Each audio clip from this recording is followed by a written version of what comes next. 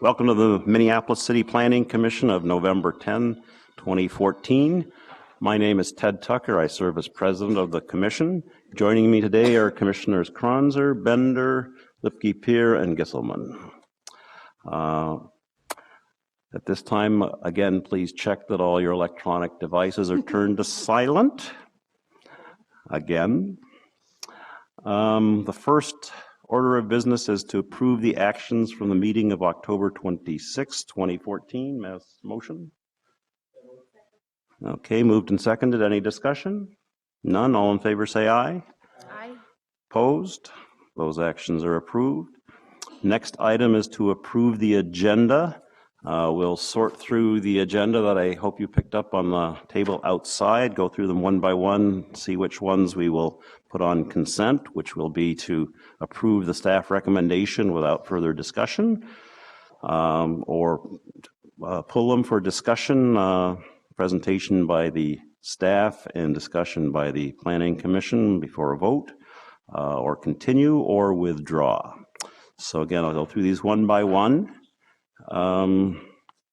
First is a street name petition changing Crew Drive to 9th Avenue South.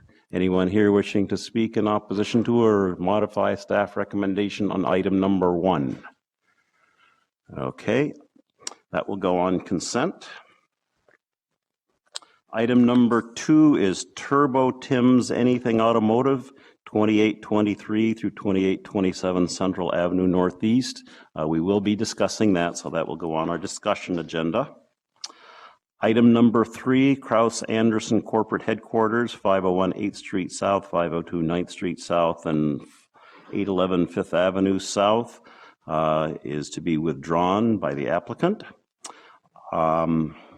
Anyone here to discuss that item?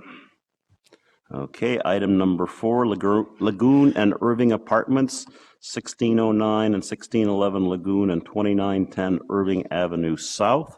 Is there anyone here wishing to speak in opposition to or modify the staff recommendation on item number 4? Okay, I don't see anyone. We'll put that on consent as well. Item number 5, Sanford Middle School expansion and renovation at 3524 42nd Avenue South. Is there anyone here to speak in opposition to or modify the staff recommendation on item number 5? If not, we'll put 5 on consent as well. Item number 6 is Portland Tower, 516 8th Street South. We will be discussing that. And item number 7 is a zoning code text amendment for accessory dwelling units. We will be discussing that as well. 1, 4, 5, 2, 6, 7, 2. President, I think we should pull number 4 for discussion.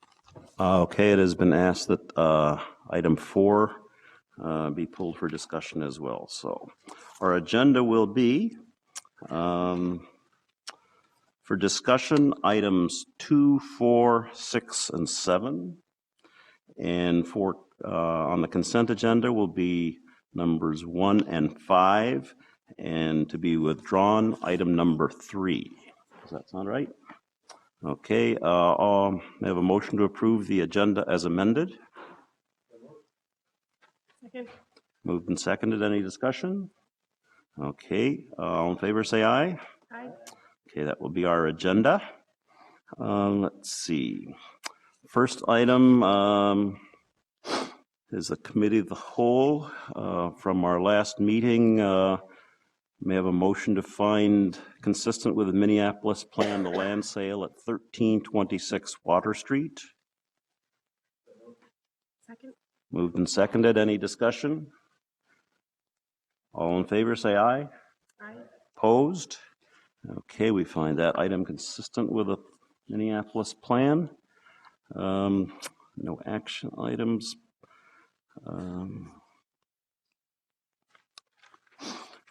Next is to accept the withdrawal of item number 3, may I have a motion to accept the withdrawal of item number 3, Kraus Anderson headquarters? Seconded. Okay. Any discussion? All in favor say aye. Aye. That is withdrawn. Then we move to the consent agenda. I will open the public hearing again on items number 1 and 5. Again, anyone wishing to speak on items 1 and 5? Seeing none, I will close the public hearing on those items. May I have a motion to adopt staff recommendation for those 2 items? Okay, any discussion? None. All in favor say aye. Aye. Opposed? Okay, that was resounding. We move on to our first item for hearing and discussion, which is item number 2. And staff is Aaron Hanauer. All right. I'm going to use the computer here.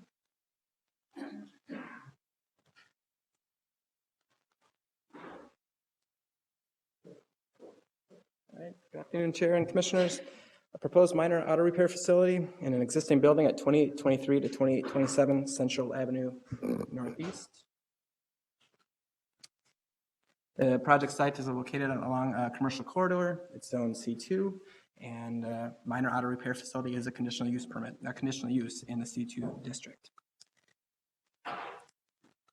View of the front elevation. CPED is in support of the proposed project and feel it'll be a positive for the area with the changes that the applicant's proposing. This includes providing clear windows and those existing window openings, having clear glazing in that main access point for vehicles, that main entrance door that is currently used for vehicles, but removing the mechanical equipment at the back of the building, removing the curb cut that you see leading to that access door, and then painting of the concrete masonry unit along the side and the rear elevations.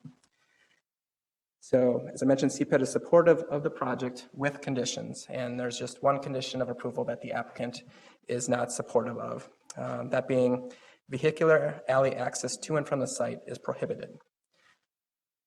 Orientation here, looking north, the applicant is looking to use an access door that along this alley that currently exists. Here's an elevation of that rear elevation. Here's a picture of that rear elevation.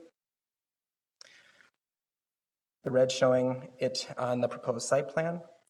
The main access point to the building and to the site is a new proposed curb cut along Central Avenue, and then that blue there shows the access point to the building. So that's where the applicant says they plan to do most of their entering and exiting. As labeled on the site plan, it says back door for occasional inoperable vehicle tows. So CPED is not recommending approval of that use of the alley at all. Strict adherence, with the site plan review chapter, it states that the vehicular alley access is prohibited for auto service uses when located on a block containing any residences. And that's the case in this example, or that's the case here. There is the possibility of an exception as outlined in the site plan review chapter. We look for there to be that the exceptions, that there might be exceptions that would meet the intent of the section, and that strict adherence is impractical. That CPED does not feel that's the case in this here. Also, when looking at allowing for exceptions, we look to feedback from Public Works, and also looking at these 8 items: the number of residential uses on the block, the number of commercial uses on the block, the location of the site, and then the nature of the use, public safety, hours of operation, and alley design. So in your addendum packet, there's 4 letters. The 4th letter is the applicant explaining their reasons why they feel that the proposed occasional use of the alley would not be a negative impact to the area. The first letter, or the first item is a letter from Public Works that states they will support the proposal if the Planning Commission supports the alley access. Now, CPED is not supportive of that use of the alley, in that even though, for a number of reasons. First, they recognize that there's a median along Central Avenue that will make it a little more difficult to access the site for southbound traffic, but it's not, it won't be out of the question. It won't be impossible to do that. In addition, there's a number of residential uses. All those properties outlined with that red dotted line are the residential uses. And in particular concern are these two homes at the bottom of the screen that are within 5 feet of that alley. So having additional use of the alley for commercial uses is something that CPED has concerns about and feels that additional traffic would negatively impact on the neighboring residential properties. In addition, as outlined in the report, there's been 2 recent minor auto repair facilities within 2 blocks of the project site, and that condition of approval that you can't use the alley was something that we recommended and the Planning Commission adopted. So I also point out in the addendum packet, there's 2 letters of support, one from the Audubon neighborhood and one from a neighboring property. This along Polk Street at 2834 Polk Street. So behind the proposed or the project site. So with that, I'd be happy to answer questions you might have. Commissioners, any questions at this point? Commissioner Kronzer? Thank you. Aaron, just to be clear, the current proposal is for only alley access out of the garage, not the driveway. Thank you. Correct. Other questions, Commissioners? If not, thank you very much. Stand by. At this time, I will open the public hearing. I would like to hear from the applicant first. If you come up and state your name and address for the record, please. Yeah, my name is Ann Wilbur, and my address is 2300 Central Avenue Northeast. I am a partner in Positively Central, which is the business that bought the building with Frank Stone, who is out of town, so you just have to deal with me. Positively Central is just a group of friends that have bought a couple buildings. Frank owns a building on 13th and 2nd Street that's a beautiful building, and has enhanced his neighborhood. 23rd, we just redid the facade. 23rd and Central, we're on the north side of 23rd, and we just redid the facade. And we believe we did a great job doing that. So we think we'll do equally well here. As it happens, it's a very close-knit group. Our neighbor is Turbo Tim right now on 23rd, and he's moving into the building. So we got to know Tim when we bought the building that I'm now in a couple years ago. And he's been a great neighbor. We've seen him to be a good steward of his business and a very smart man. And he's also environmentally friendly, so we appreciate that about him. And I want to thank Aaron for helping us through this process and getting us to this point. We really like the landscape plan, and we like the entry for Central. That's what we wanted. We're going to close off the alley entry, so none of the customers will ever even know there's an alley there. So the only use that we would like to use the alley for is for the occasional tow truck. And when I look at it, I think of that tow truck coming in there. They couldn't make it through the door, the opening that we've got there on the north side.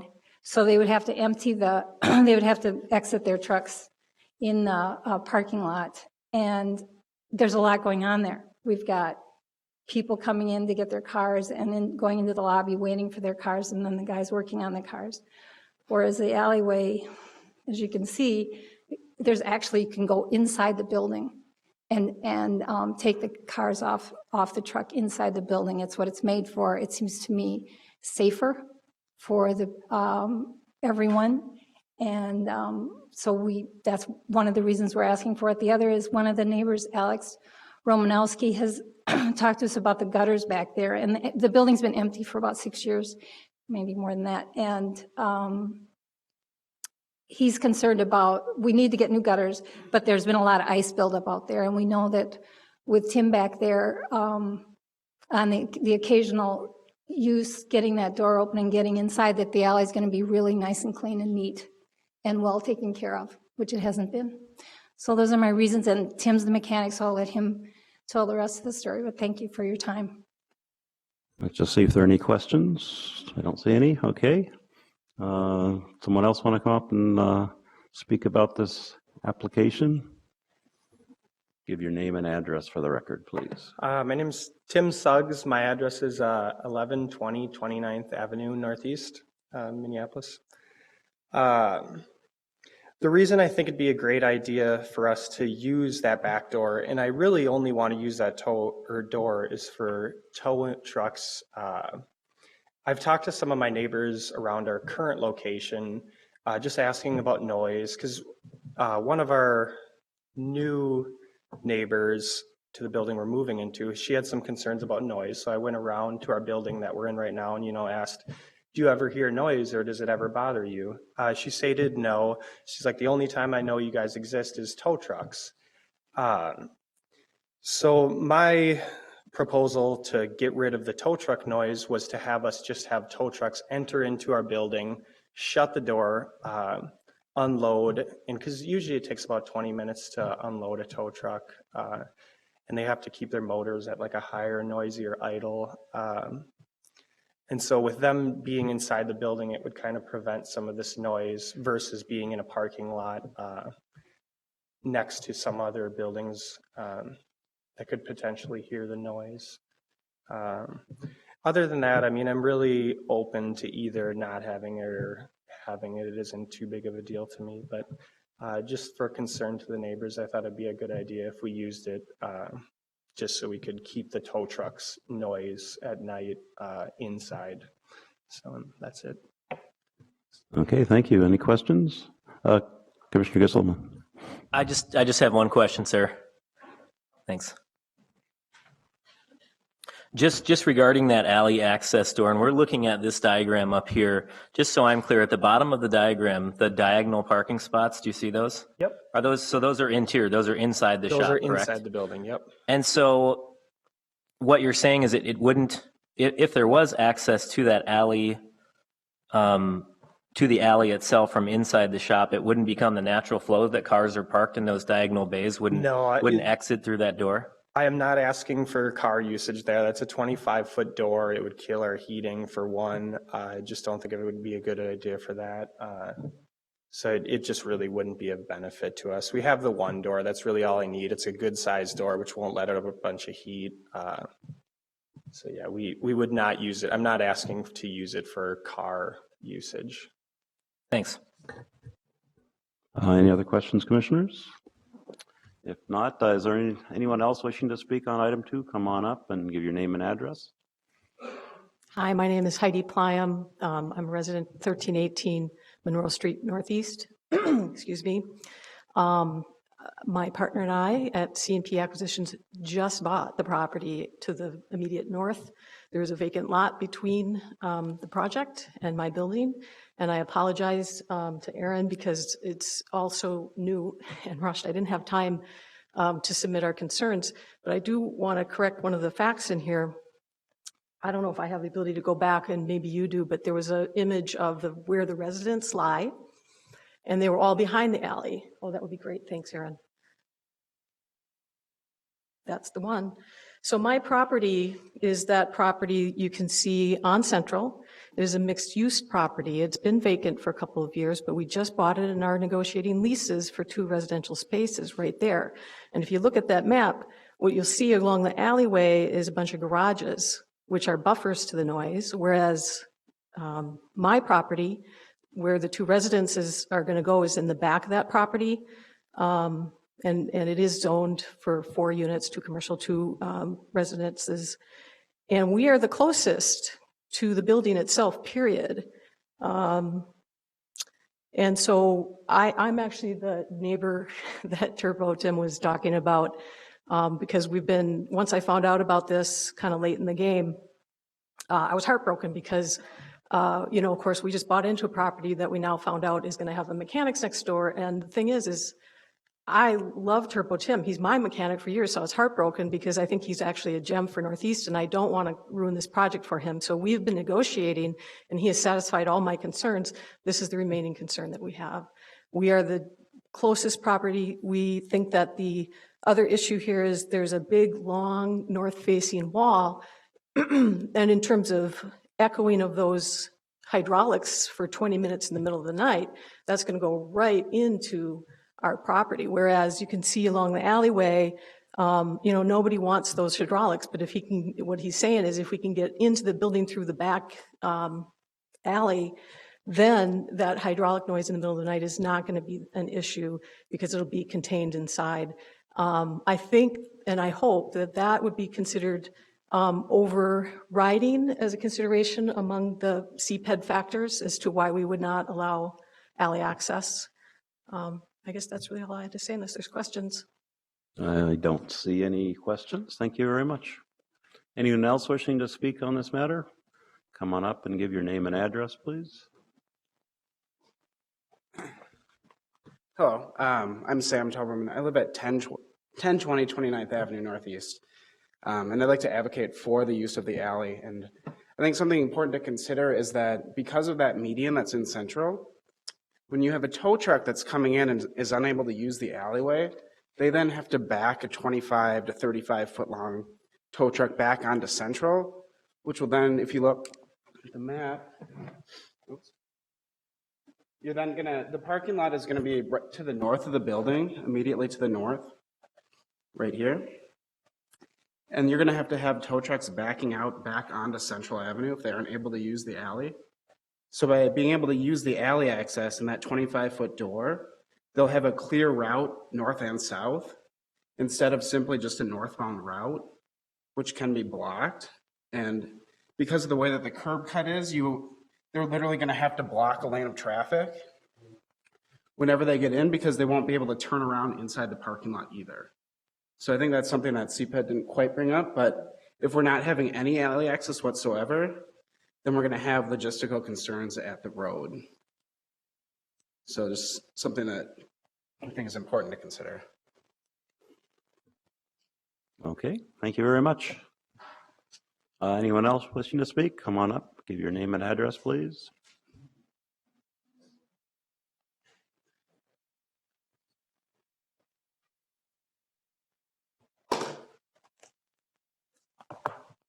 Afternoon, Commissioners. My name is Stephen Little. I'm an attorney for the owner of the property directly to the south. His name is Alvarado. It's 2801 and I think 05 Central. Does this Elmo work? Great.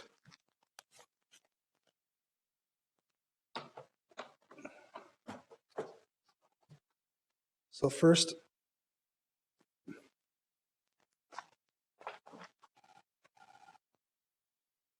can see there are already a bunch of auto repair facilities on Central, both directly south and north of the proposed project.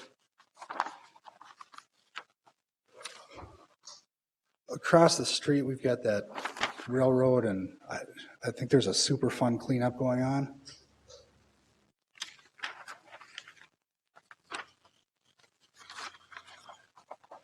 This is a shot of one of my client's tenants' businesses. It's an auto sales. They sell used cars out of this parking lot. You can see, not very clearly here, but that's the building that we're talking about today.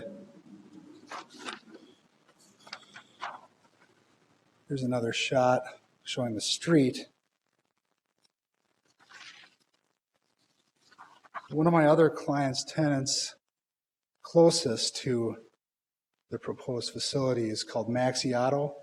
They've been operating there through their prior owners for, I think it's since like 1960. Here's another shot looking at the building showing what the parking lot looks like right now at my client's space.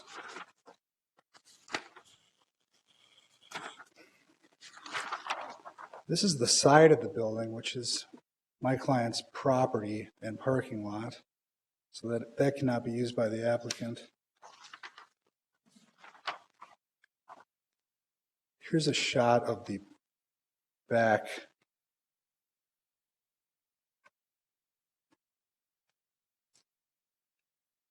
You can see that big water tower thing up there. Apparently there was some kind of furniture factory in this property until 6 years ago. Here's another shot showing the garage door that was recently installed on the alley side.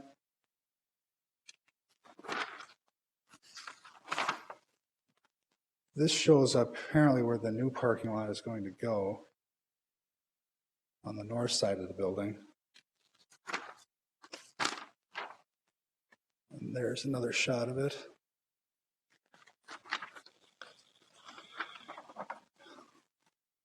This is a shot of the neighborhood, the residential area in the back of the building. You see how narrow that alley is and how close the garages are.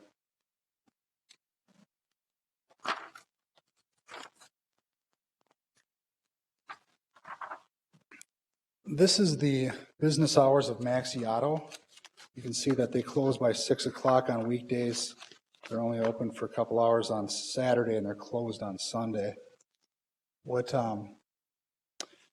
I've heard from other neighbors is that this facility intends to operate from 8 o'clock in the morning until 8 o'clock every night. I don't know about Sundays, but that's a concern for my client and the neighbors. There's really a lack of parking here. If they truly are going to have 10 full-time mechanics, this is more than a minor auto repair facility. It's a pretty major one. They're going to have a lot of cars in and out. It's going to increase the traffic flow on Central. And I have a hard time believing that they're not going to use that brand new installed garage door in the back by the alley. I know that there's some other neighbors that would like to speak, so unless you have any questions, that's my client's concerns. I think we do have a question, Commissioner Lipke-Fear. I just had a question. On one of your photos, you showed the alley with a vehicle. Does your client currently use the alley for their business?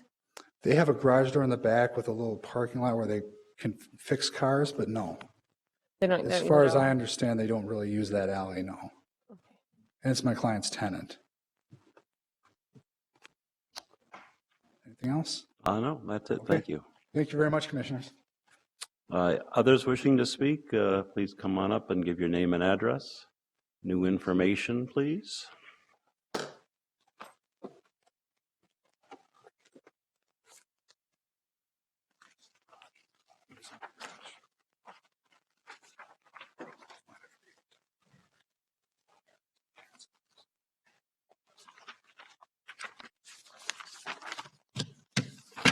Let's see, excuse me. I don't do this every day. Okay, it's somewhere here. The picture. Okay, this one I want. Okay, this one. All right, thank you. Hello. Everybody looks pretty good. They're not sleeping. Anyway, my name is Alex Romanowski. I've lived there for across the alley. How do I make this picture? This is my. Just set it down there, up the other way. Rotate it one other quarter. This way. There we Okay. go. See that's the white garage with the green trim. That's my garage. I built that 47 years ago. And the reason I set it back is because Alquist there was a furniture frame building place, and that business started to slow down, and then they gave it to tenants. But anyway, I built the garage over another 8 or 9 feet to stay out of the closeness of the alley, because the garage door here, from the garage door to my property line is only 15 feet. So you know how narrow that is. And normally that was not a commercial type alley. That's a private alley, because high lines and wires going across aren't 18 feet high, which they have to be for a commercial passage of semis and things like this. So anyway, what I'm trying to say is that the problem they'll have is, which the tenants before have done, is backed into my garage, damaged a corner of my garage, backed heavy equipment or trucks on the, broke my sidewalk, which the Alquist kind of reprimanded me for that. I mean, they helped me on that. But that's the concern I have. And the number one thing is one that should concern the city. And that's 15,000 square feet of roof.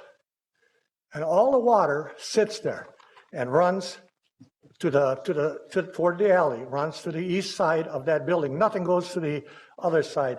And of course, those gutters, 90% are plugged, and they overflow, and it just pours into the alley. And in the wintertime, I have ruts that deep, which I can't even get out of my garage sometimes. I would like to see that corrected, and that would be one problem that I wouldn't have no complaint about it anymore, because that water should be all diverted into the sewer, not onto the alley where every year I have to call the city to come and patch the potholes. I had one kid here a couple of years ago hit one of those potholes with a bicycle and flipped right over. I hollered at him, "Hey, can I help you?" He got scared. He thought I was going to scold him. He ran away.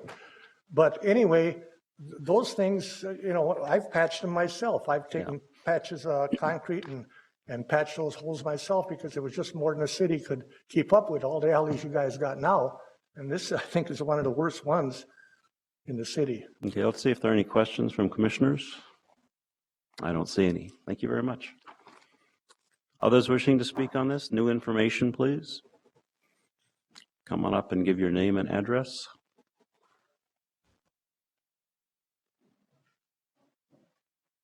Hi, my name is Susie Gendro, 2814 Polk Street. I have some serious concerns with this place coming in. They're planning on 10 mechanics. That's a whole lot of cars going in there. There's a lot of pollution going in there. A lot of chemicals, a lot of diesel, gasoline. With all the other automotive repair places we have in our neighborhood, and this place across the street that does the steel refurbishing and stuff, and the Superfund and the railroad. It's too much. It's too much pollution, too much traffic. Hydraulic lifts and everything in the back of this building, in our backyards. It's too much. It's not fair. Okay, thank you. Others wishing to speak? Anyone else? My name's Larry Kemp. I'm the architect for Ann and Frank, 2413 Grand Avenue South. I just wanted to say I support the project and let you know that the difficulty of moving through the site is, I think, a real issue here for Tim. And I just want to make sure that, I think too, one of the other things to consider is that the trash closure right now is back there, and garbage trucks are coming through there for the houses, and I think that the access for that point is, otherwise they're going to have some problem with moving that around. I'm not exactly sure how they're going to do that. That's just the other point that hasn't been touched on here. To keep it brief so that we can keep moving, but thanks. Thank you. Question. There's a question for you. Can you come on back, Commissioner Kronzer? Yes. Can you speak to the water, the downspout issue? Is there any plans? I should speak to that. Actually, the both downspouts, yes, right now currently do go to the alley, and the intention is for the downspout on the north side of the building to go. I don't know if we have a plan here, but right now.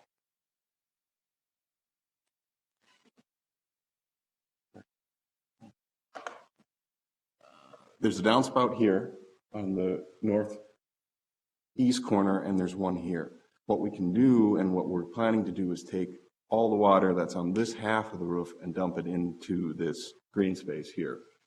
So now at least we'll be alleviating a good portion of the existing problem from the runoff. The other thing that we're doing from a runoff standpoint is that this parking lot will drain through a rain garden right here, so that any time a small amount of moisture to a large amount builds up and catches the automobile grime and so forth, it will be drained into this site and filtered. So, Okay. Does that answer your question, Commissioner Kranzer? Yes, Mr. President. Okay, thank you very much. Anyone else? We've had pretty fair hearing on all the issues here. Okay, seeing no one else. We've heard from you already, haven't we?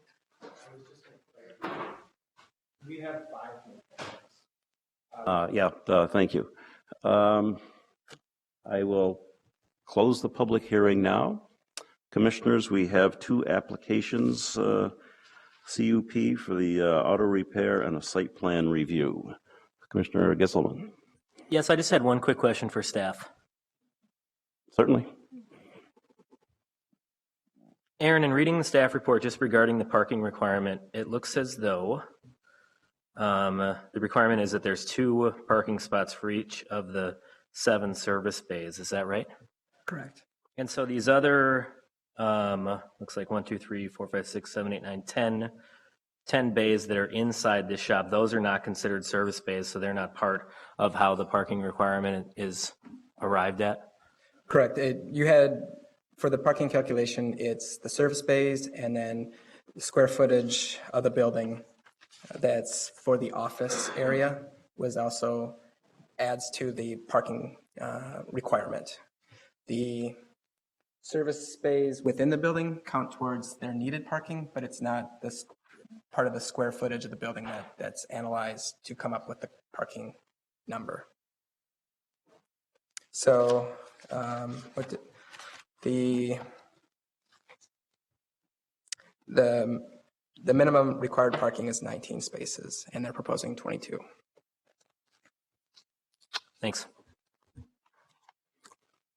Okay, can I have a motion? First item is the CUP. Staff recommends approval with 1 condition.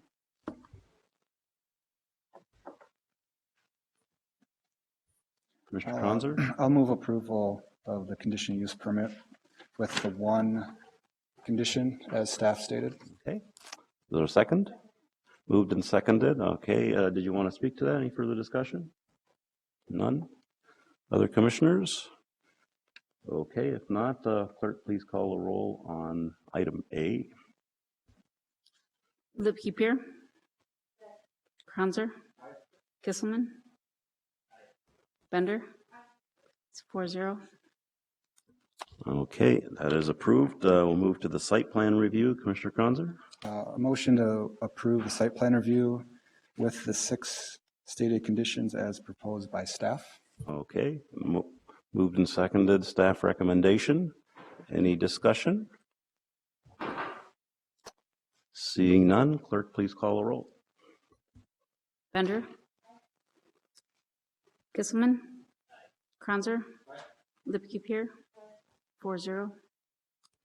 Okay, that concludes that item. Thank you very much. Let's see, what's our next item is 4. Hillary Dvorak, his staff, will give a short report.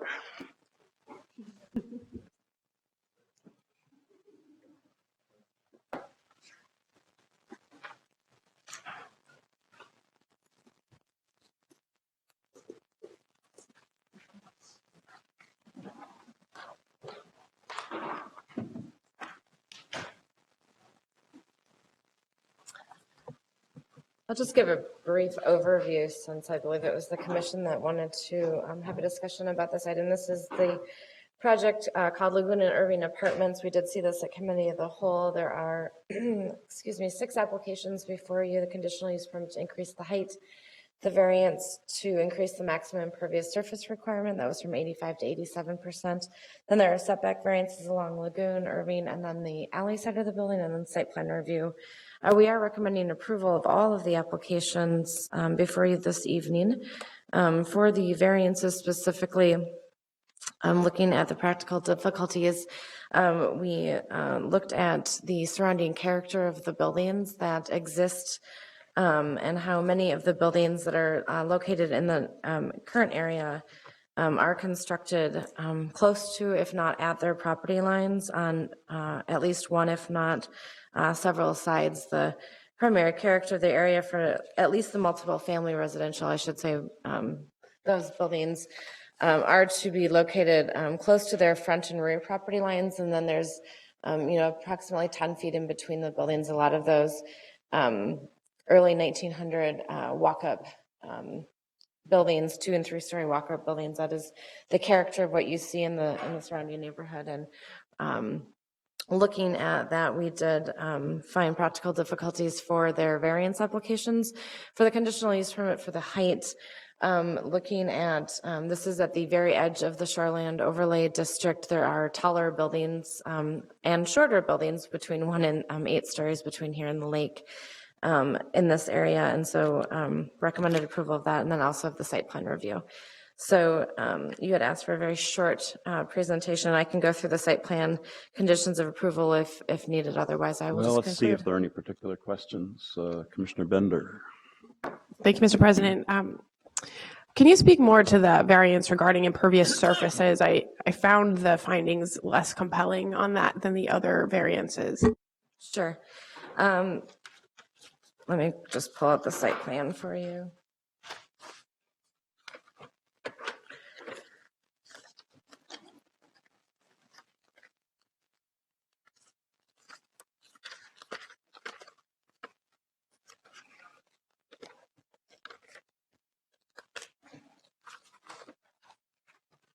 So here's the site plan.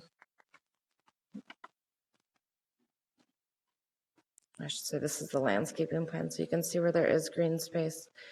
Again, looking at the character of the area, this application and then the setback variances somewhat are interconnected in that the character of the area is to build close to those property lines.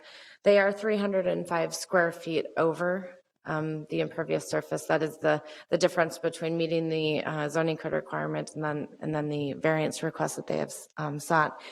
I did go through the exercise of trying to reduce 305 square feet from the site. Things that you would lose would be the walk-up units along Irving Avenue South, the more pedestrian-friendly entrance to the front of the building. There is an on-site bike parking area.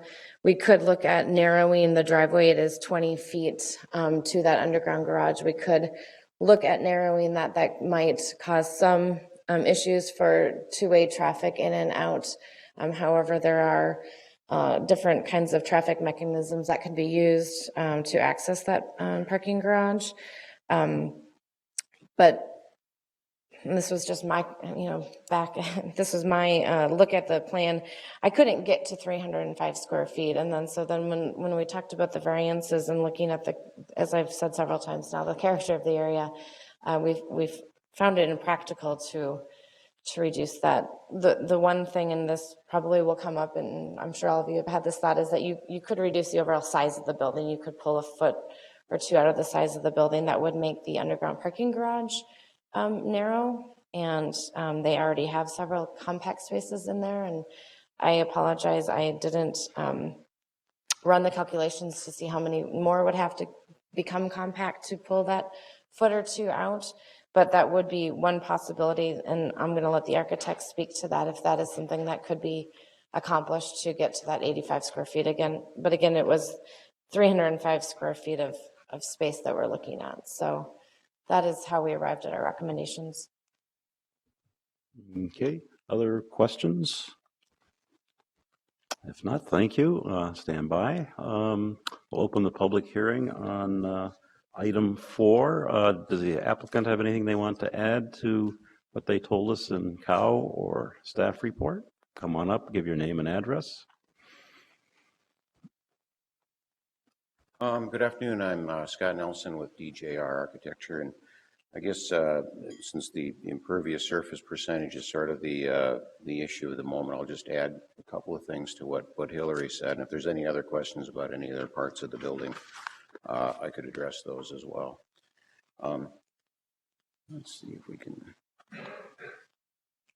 that be zoomed in on a little bit. There's a couple of things, because Hillary's correct, it's 305 feet that we would need. And we actually, when we brought the project to the committee of the whole a month or so ago, we actually had a design that was like right on the 85%. And we discussed a couple of things at that time. Most particularly was perhaps enhancing the size of the walk-up units, front porches, so that they were a little more usable. So we, instead of having them face the street, we turned them to give a little sitting area, so you'd have a little bit more usable area.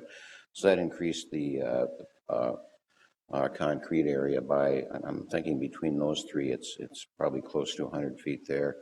We widened the entry area. We created the accessible, or the guest bike area. We'd also, if we really looked at trying to increase the square footage of the impervious, we probably would have to look at reducing the size of it. It'd probably be over in this corner, which comes out of the meeting room and the area, and basically bring that up the entire building. We would probably, in looking at the lower floor of the building, it's this corner of the parking area, we'd probably end up losing maybe at least one spot in order to do that, to get to the 300 square feet. Is there any other questions? Is that? I don't see any other questions. Thank you. Is there anyone else wishing to speak on this item? And we had it on consent, so I think we've got to the item that we were, information we were looking for. Okay, I will then close the public hearing. Commissioner Kronzer. A question for staff. Certainly. Is permeable paving counted as impervious? Not under our ordinance currently. Mr. Wittenberg? Could I just clarify the question? Is permeable paving counted as impervious, right? Oh, pervious. Sorry, I misheard the question. Thank you.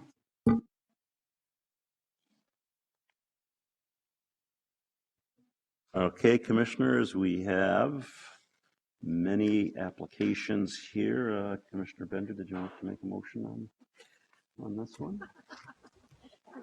1, 2, 3, 4, 5, 6. You can move the whole shebang if you want. All right.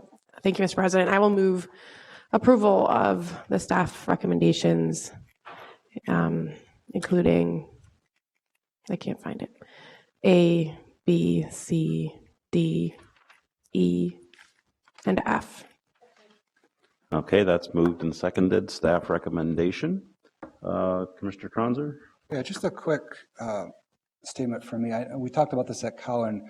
The applicant did a very nice job responding to our comments about the south side of the building, how while it's facing an alley, as a taller building, it's going to be very visible from parts farther south. So it just did an excellent job responding to the mass and the design of the whole building instead of just a front corner or two. Commissioner Bender? Thank you, Mr. President. Since I raised the question, I was satisfied with the response that the applicant was responding to the amenities that the Planning Commission requested at the Committee of the Whole, and we definitely don't want to see any reduction in the usable space. So I would sort of just suggest that if there's anything else that could be done to, make up for those small square feet and the impervious surface, that would be helpful. But I think it's a reasonable variance request. Did you want to suggest that they mitigate that by using pervious pavers more than? Sure. Okay, we'll just add that to the comments. Okay, so we have moved and seconded all the items for 4. Any further discussion? Okay, clerk, please call the roll. Peer, Kronzer, Gisselman, Bender, 4-0.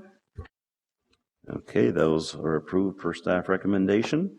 Thank you very much. We'll move on now to item number 6, Portland Tower, 516 8th Street South. Becca Farrar, staff report. Well, note the changes from our COW meeting to now.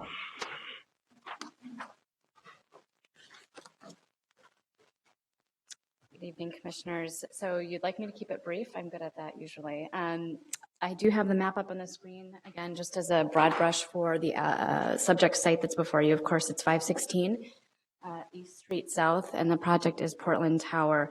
The request is to allow a new 17-story condominium building that includes 3,000 square feet approximately of ground-level commercial space, and of course, there's 4 applications that are before you.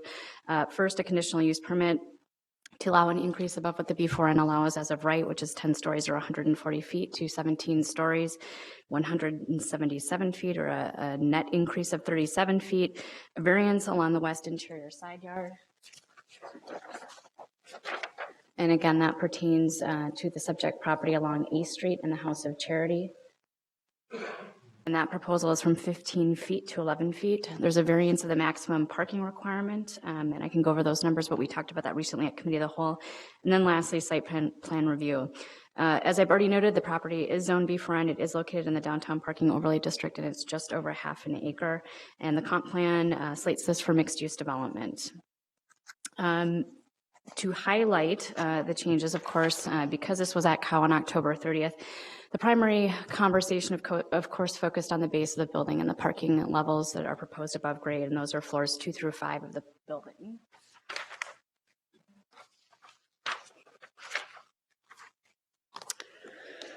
The layout that is up on your screen shows a ground floor layout. Again, just to sort of recap the generals about the specific project, there are 2 points of ingress and egress to the project, one off of Portland Avenue that would go above grade to levels 2 through 5 of the above grade parking ramp, and then another access point off of A Street that provides access to both the retail parking that's proposed as well as the guest parking, and then it goes also underground to serve the residential parking levels, which are 3 for the existing Sexton building, which is located to the north of the site.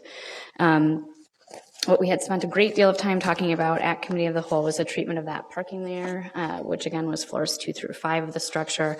As you'll recall, the orientation of both the windows and the material massing on that bottom portion of the structure were horizontal.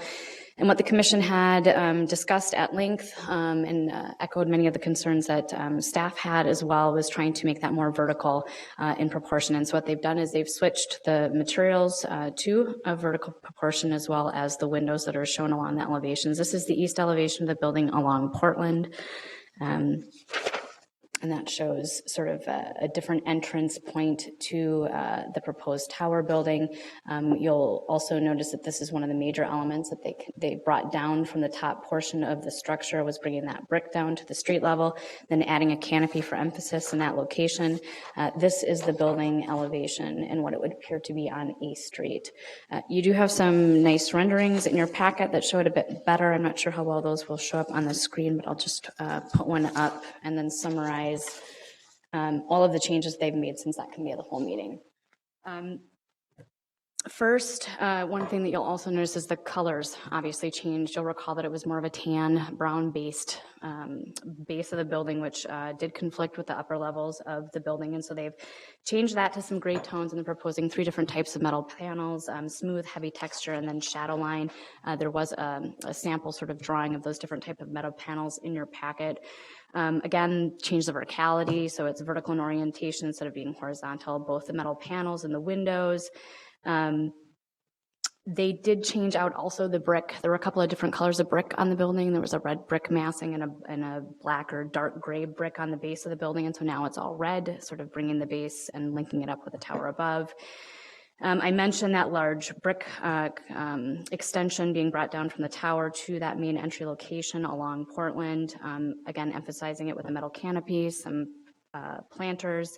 And one thing that they did change that we weren't so keen on was basically incorporating some precast aggregate exposed concrete panels on those interior side yard elevations, again facing the House of Charity and then facing the Sexton building to the north, so to the west and to the north. And what they were showing basically was that they would plant vines at the base of the building, and they believe that that concrete precast panel would provide a better mechanism for growth for those vines instead of the metal panels in which they would potentially penetrate and cause water issues for the building. And we didn't like that change of material. That's reflected in the conditions of approval that are in front of you.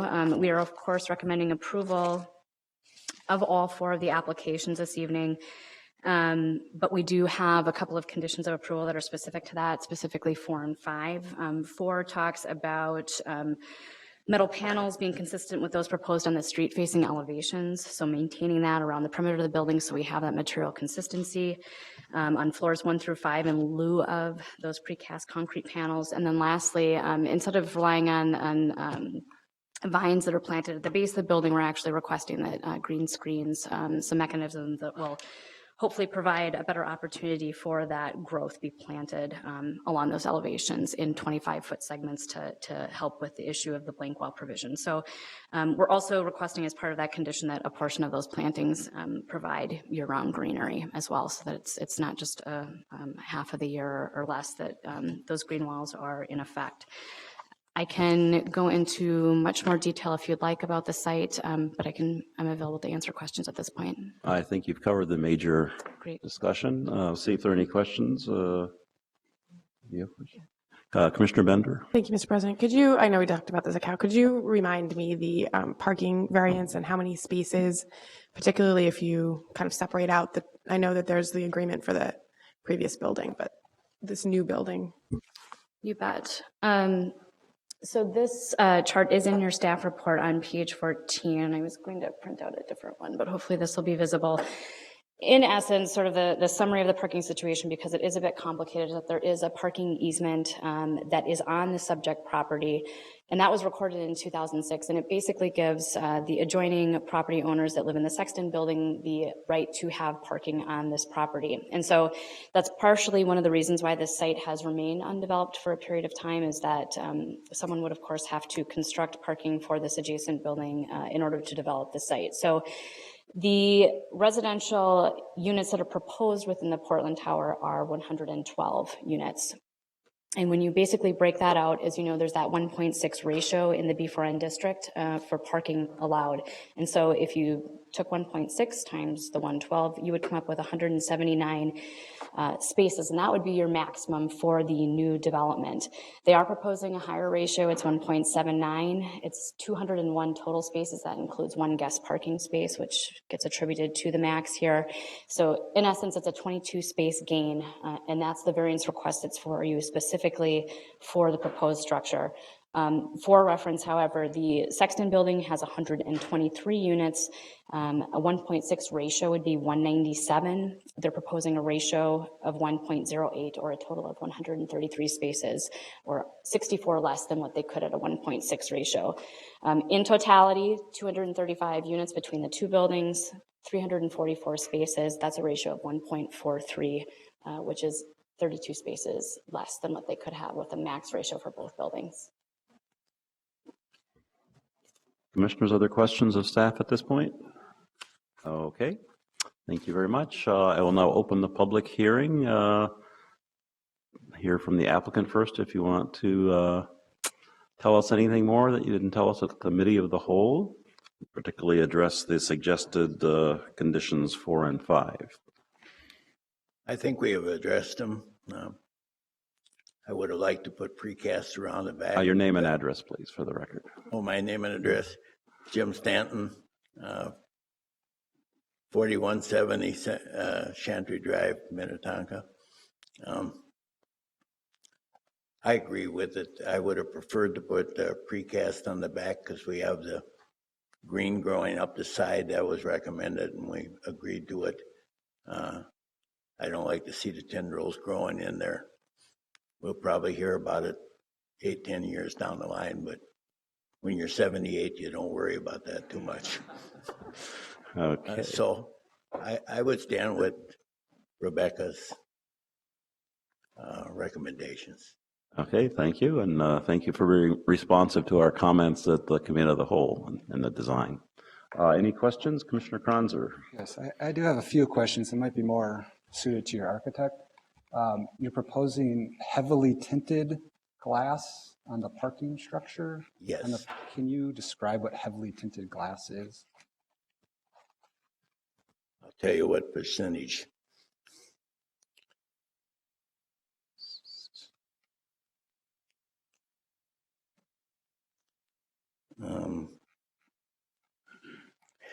The option we're looking at have a difference between 6 and 10% light transmittance, that's inside to out, and between 10 and 20% exterior reflection. Okay, second question, the mechanical screen that's on the north side, what are you proposing to make that out of? The mechanical equipment screening? The wall will come up past it. The wall, so the metal panels as staff has recommended will come up past it. You would not see it from. Gotcha, okay. Correct. All right, thank you. Okay, any other questions? Thank you very much. Thank you. Is there anyone else wishing to speak on item number 6? Your name and address, please. Jerry Destrud, I'm the commissioners and president. I'm a board of directors member of the Elliott Park Association. I'm also the chair of the Building and Land Use Committee. We have had many meetings with the residents in Elliott Park and also with the developer in attendance. And all of the concerns that the residents brought up were addressed during those meetings, and we feel that the recommendation that the CPED staff has devised is something that we can support, and that's why I'm here, is to just acknowledge our support for that recommendation. Okay, thank you very much. Anyone else wishing to speak on item 6? I'm Kim Voss, staff that's worked on this review of this project for Elliott Park Neighborhood, Inc. I just want to reference our letter that we sent on the 30th, and that the conditions we put there, the green screening and more glass insertions have been met. But I also wanted to comment briefly, because this is different than what was seen by the neighborhood. The color of the parking facade has changed due to the things talked about at COW, which we were aware of. And we were there when the developer was talking with staff. And, we're also fine with those changes too, with the color of the parking facade. The windows have gone from horizontal to vertical. We think that looks better. We appreciate the planters and trees that had been added. We mentioned in our letter differences with the sexton and with House of Charity, that differences with the sexton have been worked out. House of Charity is not really advancing their concerns. I think they wanted to make them. But we also wanted to really salute the effort by the extra effort by the developer to address the parking concerns of that Sexton building, which has been an issue in the neighborhood for some time. But we support the recommendations as made by the staff person. Thank you. Thank you very much. Anyone else? Okay.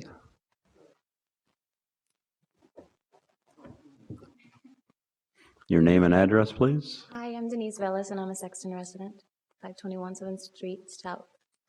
I just wanted to know if there was more information on what that interface with the Sexton building looks like.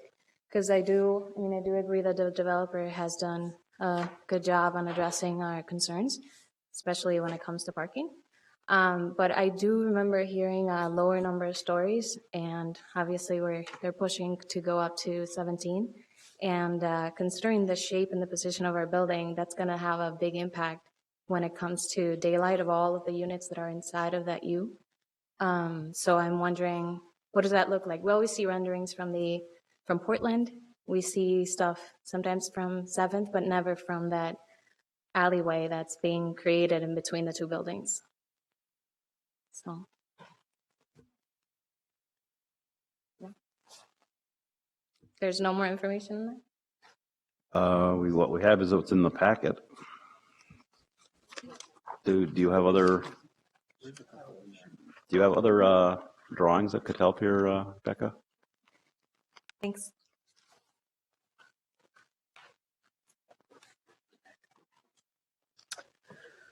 Let's see. All right, I think I may have shown this one. This is the view from Portland at basically the intersection of Portland and 8th.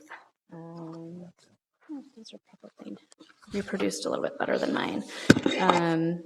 So again, that's that same elevation.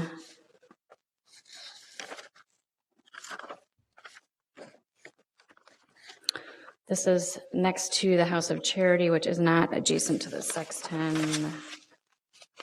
There's nothing necessarily that shows how that space is cut off given the proximity of the building.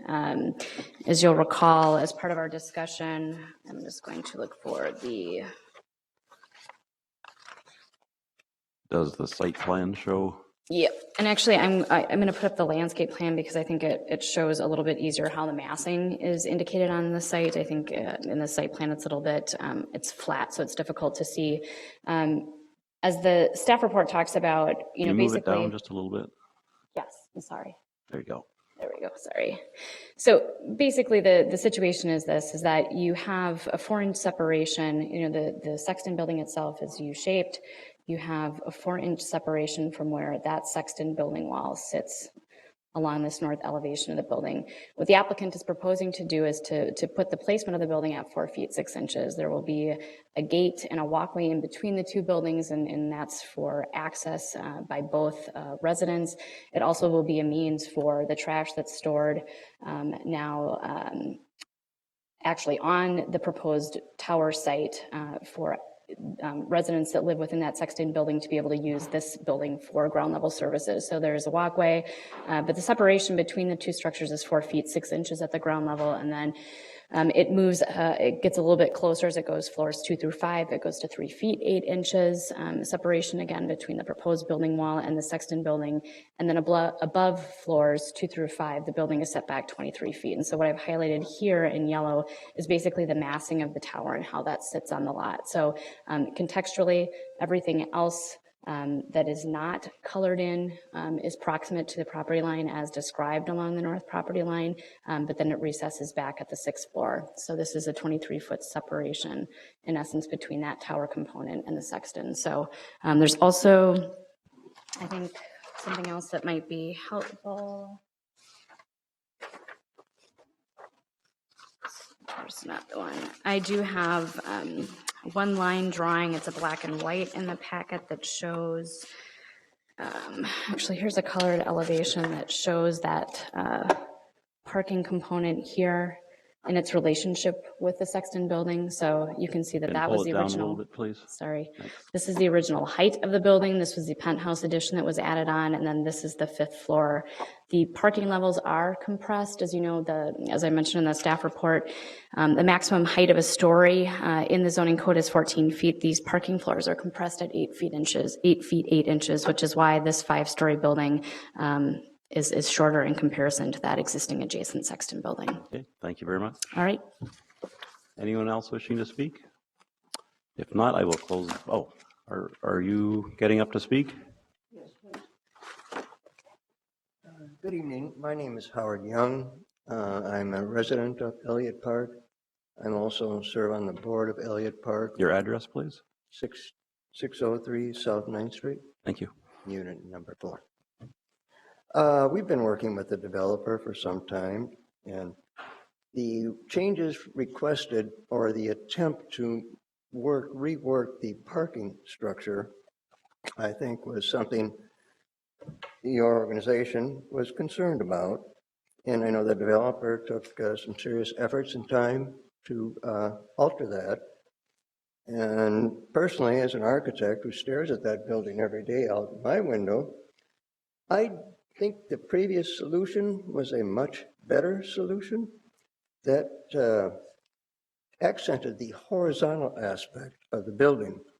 Right now, that building is 17 stories tall and 3/4 of a block wide.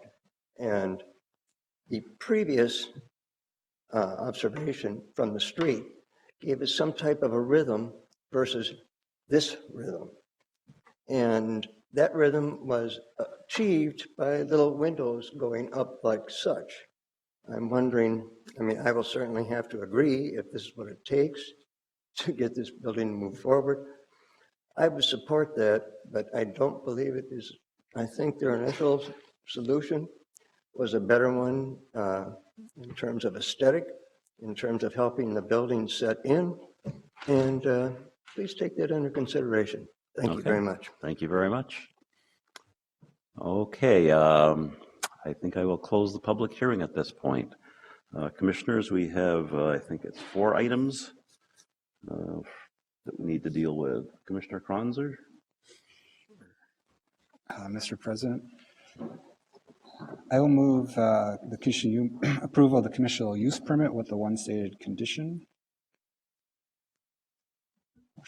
Motion to approve. Okay, moved. Is there a second? Moved and second. Did you want to do more at one shot, or? I know you had a Yes. suggested change. Why don't we Yes. do all How but about we one include change? conditional use permit variance for the setback from 15 to 11 feet on the residential floors, and then various C, where's here, maximum off-street parking requirement to allow an increase in that. So you're moving staff recommendation for A, B, and C? Correct. Okay. Is there a second? Okay, moved and seconded. Any discussion on that, Commissioner Bender? Thank you, Mr. President. I just want to comment briefly on the variance C. Okay. We've had a lot of discussion about parking maximums downtown and exceeding those. And I think this is a unique case where the building is parking the adjacent building. So I'm supportive of this variance in this case. Okay, thank you. Other discussion on A, B, or C? If not, please call the roll. Bender? Gilselman? Kranzer? Aye. Lipke Pier? 4-0. Okay, we want to continue Yes. with site plan review Move and motion conditions. to approve the site plan review with the 5 stated conditions, and I'd like to add 2 conditions for consideration. The first one is a work with staff condition. I think there's a couple of things where if the applicant's open, they could find some improvement on. One of them is work with staff to look at a light to medium tint on the glass of the first or the parking levels, something closer to the residential floors. The second would be consider removing the spandrel glass on the north and west sides and replacing with just metal panel. Spandrel glass is solid, metal panel solid. It would save a little money and maybe be a better design. And then work with staff to consider incorporating precast concrete on the first floor of the parking structure on the north and west elevations. It's a much more durable material and would time out with the other 2 sides of the building. Okay, so that was. Okay, so you're doing this as 2 added conditions. The first one is to work with staff on the. Well, can we do that all as one, work with staff 2? Okay. Or we can do it in 3, if you'd like. What I would like to do is get a second on the staff recommendation and go through this. Make that the main motion. Certainly. If I could have a second on the staff recommendation. Okay, and now you're proposing work with staff on 2 items, the glass, right? 3 items. 3 items, okay. The glass of the parking structure to lighten the tint. Okay. To consider removing the spandrel glass on the north and west sides and replace with metal panel. And 3, consider installing precast concrete in lieu of metal panels as staff is suggesting, north and west sides. And all of these the staff work with applicant to implement these as makes sense. Okay, that's moved and seconded. Did you want to speak to that, or? I just think there are little things that might help improve the livability, especially the parking structure. Having glass that's more relating to the rest of the building might help tie it all together a little better. I think the applicant has done a nice job responding to our comments from Committee of the Whole a week or so ago. Okay, do you have those, Jason? Okay. On the amendment to add a 6th condition, all in favor, say aye. Aye. Opposed? Okay. I have one more condition. You have one more, for okay. consideration. And this one, let me just speak to it first before I ramble off what I'm about to say. Building tight urban conditions, this is a 17-story building adjacent a little less than 5 feet adjacent to a building that's approaching 100 years old. Having the proper care and oversight on construction is very important. So here's my condition. The applicant shall hire a third-party consultant to construct a pre-construction survey and monitoring any areas of concern following industry standards of the two buildings adjacent. The applicant shall also provide all findings to the city immediately upon request. I can hand that. Mr. Wittenberg? President Tucker, commissioners, we would actually have some serious concern about the condition that requires the monitoring of construction, potential construction damage on the neighboring property. To a large degree, that type of issue is really a civil matter, and if we bring into the equation that the city is monitoring and somehow responsible for monitoring that, that's a potential liability concern for the city. And if this type of condition is something that we feel strongly about when buildings are being constructed in close proximity to one another, that's something we should consider adding to our code of ordinances or a construction checklist, something like that. So we'd be concerned about adopting that condition of approval. Can I ask? Certainly. So Krauser? my intent with the condition was no similar to what the Historic Preservation Commission conditions, many projects being in historic districts adjacent to old masonry buildings. So the intent was to mirror that language that occurs currently within approvals in the city. And commissioners, there is the potential that we have a little bit more latitude when we're talking about historically designated structures adjacent to a site. But we did have the opportunity to talk through this issue a bit with our city attorney's office today, and relaying their concern about that kind of condition of approval. Sounds like a topic for the retreat. I'll withdraw my condition today. Okay. Commissioner Bender? Thank you, Mr. President. Mr. Wittenberg, I mean, sort of underscoring your point that doesn't mean that the folks in the adjacent building or that property owner can't pursue that in their private dealings with this property owner. In fact, that's our preference, is that it be a matter between the two private property owners. And of course, the developer in question has to comply with all building code requirements and noise requirements, vibration requirements, that sort of thing. Okay, that suggestion was withdrawn, and maybe we'll take it up at the Committee of the Whole or retreat. So what we have is staff recommendation with one additional condition. Any further discussion on that? If not, please call the roll.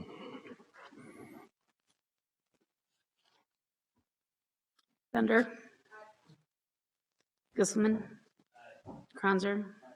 Lipke Pier. It's 4-0. Okay, that takes care of that topic. We now move on to item number 7, the zoning code text amendment for accessory dwelling units. Looks like Mei-Ling Anderson will lead off the staff reporting on this.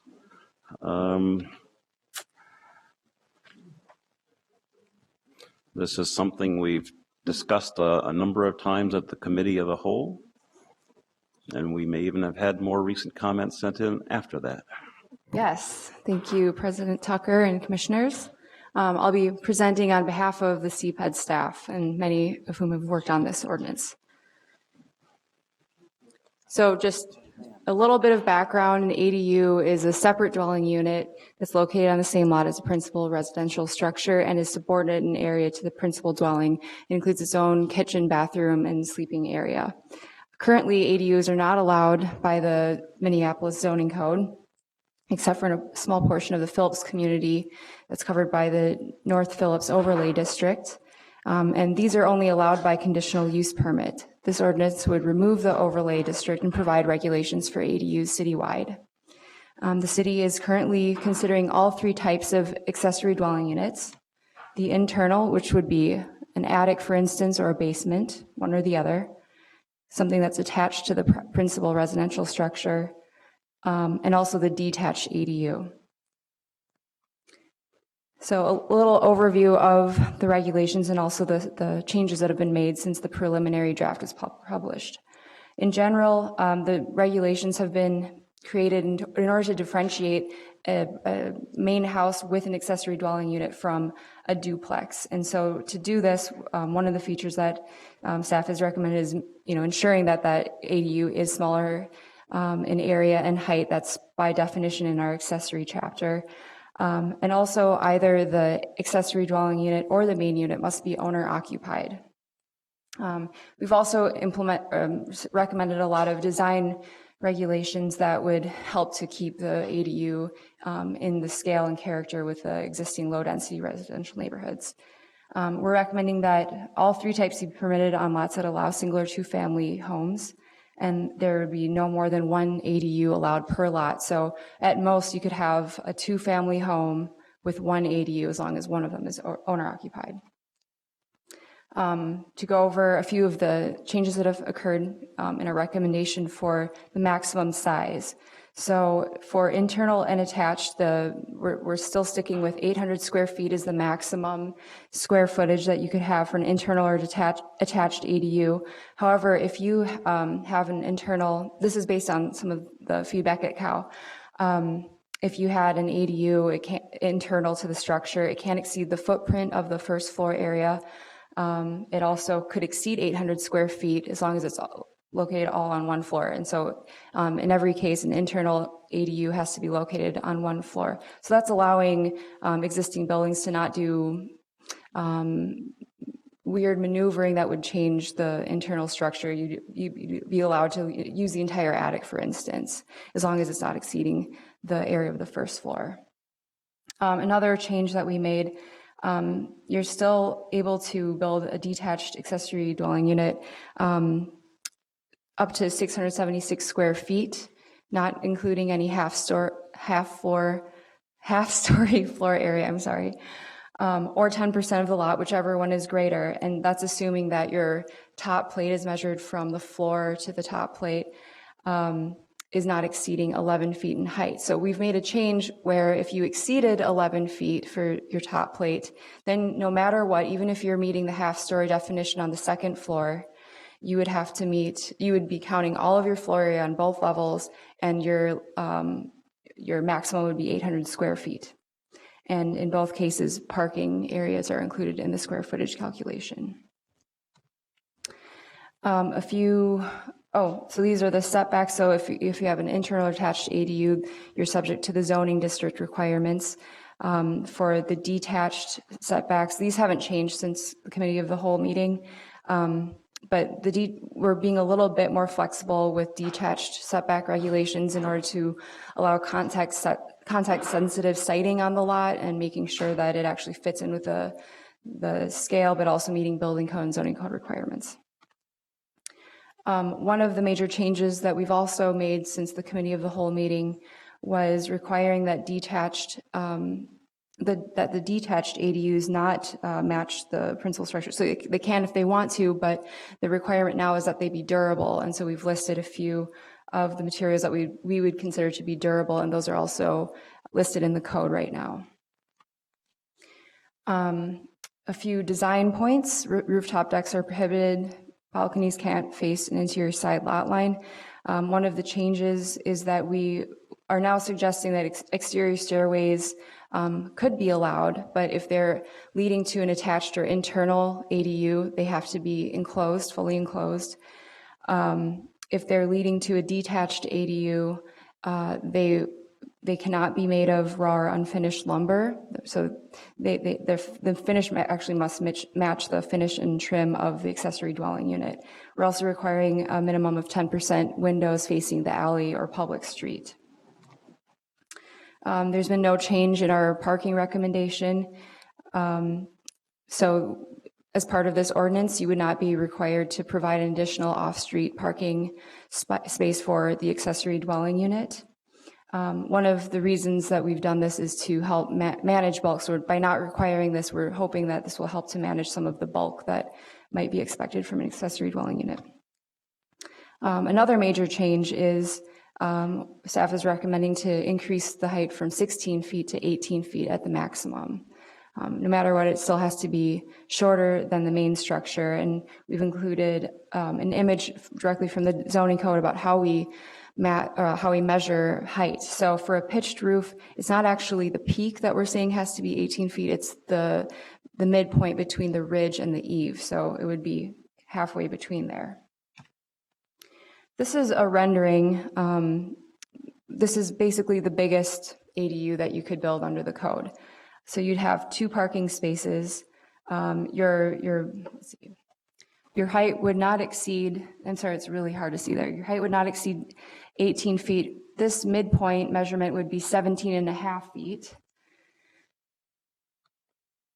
You're looking at a 26 by 24 garage. So the footprint of that garage would be 672 square feet. And we expect that you'd be able to get about 575 square feet of habitable area over both levels. Here's another perspective of the rendering. So this would be looking at the elevations. You can see that it's still shorter than the main structure, which would be a 2-story structure. And at the tallest point, it would be 23 feet. The next steps would be moving this forward to the Zoning and Planning Committee on November 20th, and then the City Council would review it on December 5th. And Aaron Hanauer and I are here to help answer any questions that you might have. Okay, thank you very much. Commissioners, any questions at this point? Commissioner Kronzer. Can you remind us what the definition of a half-story is and what makes a half-story? Pull it up so I don't misspeak, but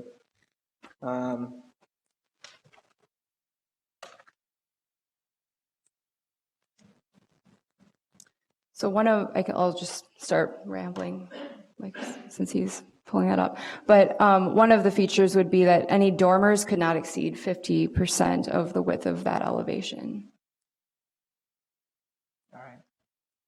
all right. Just what Mailing said, and the habitable space under a gable or hip roof that shall be located within 2 feet of the floor joist, except at gable ends where the dormers are allowed.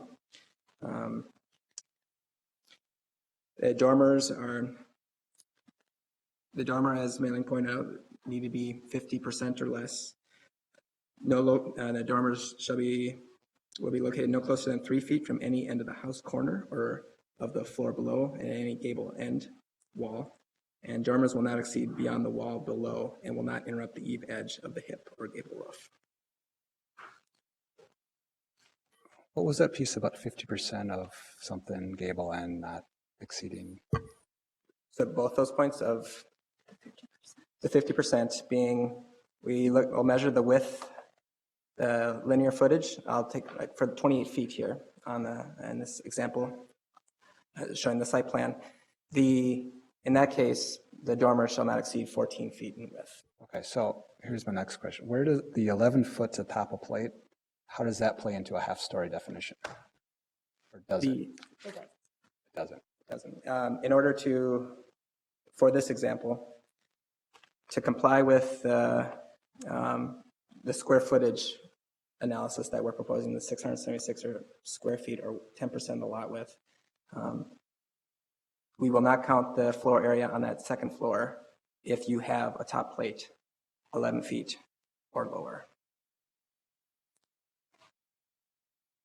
We will not count the square footage of the second floor if your top plate does not exceed 11 feet. I'll show you, okay. I'll just move on. Here's an example of an ADU built in Portland. The measurement you can see my hand, the cursor hand here, from here to the ground, that's about 13.5 feet. So in this case, we would count the square footage of that second floor. Okay.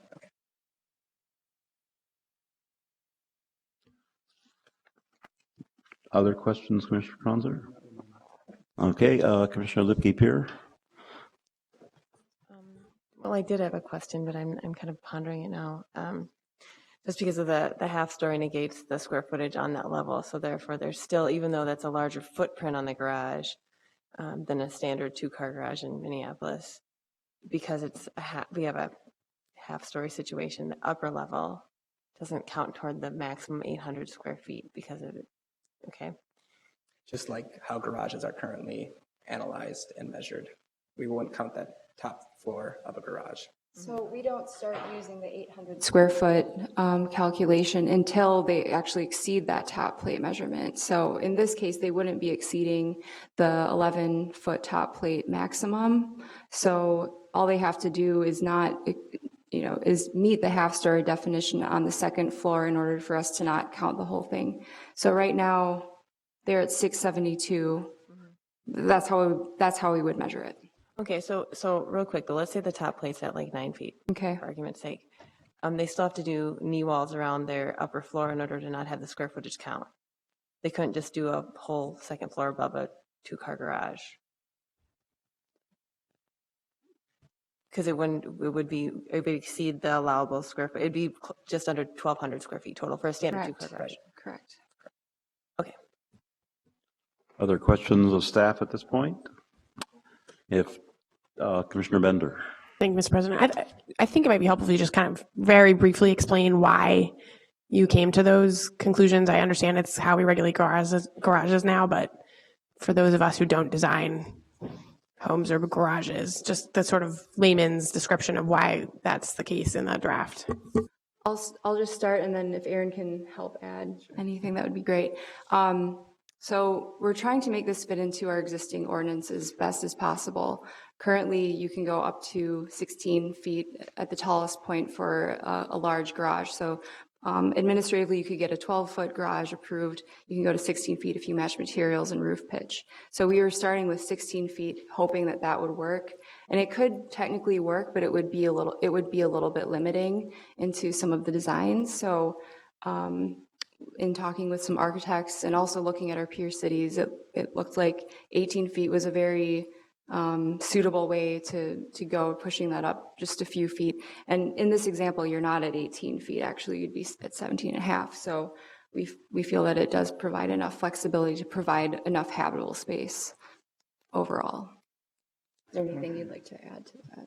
And we heard your comments at the committee of the whole meeting, and perhaps we wouldn't always want the example that you see in front of us with that taller roof pitch. So by allowing that flexibility of going to 18 feet, not considering the top plate requirement, then you could get more design flexibility. And so with that, we're limiting 800 square feet, which is consistent with our peer cities of Portland and Seattle, are two cities that regulate it at 800 square feet, including parking area. Commissioner Lipke here, another Sorry, question. I have one more question. Back to the floor plan, or the little rendering that had the blue outline of the floor. Yeah, right there. So what, at the dark blue, what is the knee wall height there? Is that the 5 foot that designates it as a second story? Or is that a full 7 foot real habitable space? What is that height at that point? Thanks. So the dark blue is 7 feet, and the lighter blue is 5 feet. All right. And then you're saying that everything on that like far right side where the staircase is from that dash line over in theory is conditioned space of some sort. That way you could have a plumbing wet wall, not be in the garage and not be against an exterior wall in Minnesota. And it would fit with the kitchen and a bathroom. We haven't tried to propose a floor plan that's going to work, but we were attempting to see if we were measuring floor area in this way, what kind of floor layout could work and how would we count that? Okay, and does it, the fact that there's not enough headroom height at the top of the stairs, it doesn't look like there's 3 feet of landing before you get to a lower headroom? I mean, I'm just trying to think, as an architect, I'd be really frustrated. So I'm just trying to figure out if we're going to have a bunch of situations where people can't move a mattress in and not have enough headroom height at the top of a staircase to actually work. I don't know if our zoning code currently would regulate that type of dimension, but our building code certainly would have other considerations like that. Thanks. Commissioner Bender? Thank you, Mr. President. Could you clarify then, also just in more basic language, so the second floor always has to meet our definition of a half story, or only if that measurement on the bottom exceeds 11 feet? So let's say you had an ADU that was 300 square feet, that was the footprint, it was 300 square feet, and they just want to go straight up, or they want to have a pitched roof with dormers that exceed the 50%. You could do that as long as you don't exceed the 676 square feet. So we're going to count your maximum as 676 square feet, but we would offer forgiveness if you met the half-story definition on the second floor. Other commissioners with questions? If not, let's open the public hearing. Come on up, give your name and address for the record, and comment on the proposed amendment.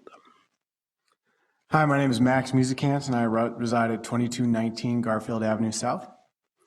I'm here to wholeheartedly support the passage of the accessory dwelling unit policy. I would hope that the maximum height and square footage allowances are increased, but that being said, I think that this should advance with full support. I think that this policy, if passed, will allow our seniors to age in place, avoiding expensive and inhumane senior living facilities. I know that this won't be for a while, but my mom has no interest in living in a senior living facility, and I don't want to force her to do so. It will provide hundreds, if not thousands, of units of affordable housing seamlessly integrated into our neighborhoods, into the walkable areas where people are wanting to live. And then it'll also save countless numbers of historic homes by making them economically more viable and preventing tear downs by accommodating changing preferences that people are looking for smaller dwelling units rather than 5 and 6 bedroom Victorian houses. We're just not having families that size, and this will just make these structures much more economically viable. So I hope that you'll pass this policy going forward. Thank you. Thank you very much. Someone else? Good evening, commissioners, staff, and audience members. My name is Craig Wilson, and I live at 1768 Fremont Avenue South in Ward 7 in the Lowry Hill neighborhood. I have master's degrees in urban and regional planning and landscape architecture, as well as a certification in metropolitan design. I'm adjunct faculty at the College of Design, own a Minneapolis-based sustainability consulting firm, and I'm the former president of the Lowry Hill Neighborhood Association. I'm here this evening to express my support for the ADU ordinance before you because I believe it will provide affordability for families, flexibility for shifting demographics in the city of Minneapolis, and better land use, which will lead to increased economic and environmental sustainability for the city and its residents. Lowry Hill is a desirable neighborhood nestled between downtown, uptown, and the chain of lakes. Most of our residents were constructed between 1890 and 1920. Large houses and duplexes with spacious attics and carriage houses on relatively small lots. Lowry Hill was built as a walkable neighborhood with homes built for large families and domestic servants. The reality of the neighborhood today is that family sizes have greatly decreased and housing prices have greatly increased over time. This, coupled with the fact that 100-year-old homes have a myriad of expensive maintenance needs, makes living in Lowry Hill increasingly exclusive and only for the extremely affluent. The ADU ordinance in its current form will support the historic context of our existing housing stock, and I've really extensively reviewed these, and I feel like they will allow homes in Lowry Hill to look like homes in Lowry Hill as they were historically intended. And they'll lead to affordability for middle-class homeowners and residents like myself to stay in this neighborhood. In this age of a shrinking middle class, it is vital we create opportunities to promote diversity and affordability in our communities. My neighbor is a retired Minneapolis school teacher who purchased her home in 1972 for $40,000, and her property taxes are now roughly $12,000 annually in a home that's too large for her to live in on a fixed income and too expensive to maintain in the way that she'd like to. But she wants to stay in her home and her community. The ADU ordinance will allow her to stay in her home and take better care of and make better use of her residence, which will provide a home for another person. Simply put, the ADU ordinance creates better social equity and home economics, allowing all residents to enjoy the best of what Minneapolis has to offer. Thank you for your support of this important policy, and I'll echo what Max said. If anything, I would increase the height and square footage requirements to allow for more diversity. Thank you. Thank you. Just out of curiosity, how many people wish to speak? Okay, let's limit our comments. 2 minutes, I think, is a good amount of time. Next. My name is Andrew Burton. I live at 1701 Emerson Avenue South in one of those very large mausoleums. I'm a single person, and all I can say is I wholly support this ordinance, and the speaker previous to me has said everything that needs to be said. Is that fast enough? Thank you. Now we need to get a line so we can make these transitions more quickly. What? Good evening. I'll be brief. My name is Joshua Hodak. I live at 2820 37th Avenue South in Minneapolis. I'm here representing the Sierra Club Minnesota North Star chapter. We're going on record as being a strong supporter of expanding zoning regulations to allow more ADUs in the city.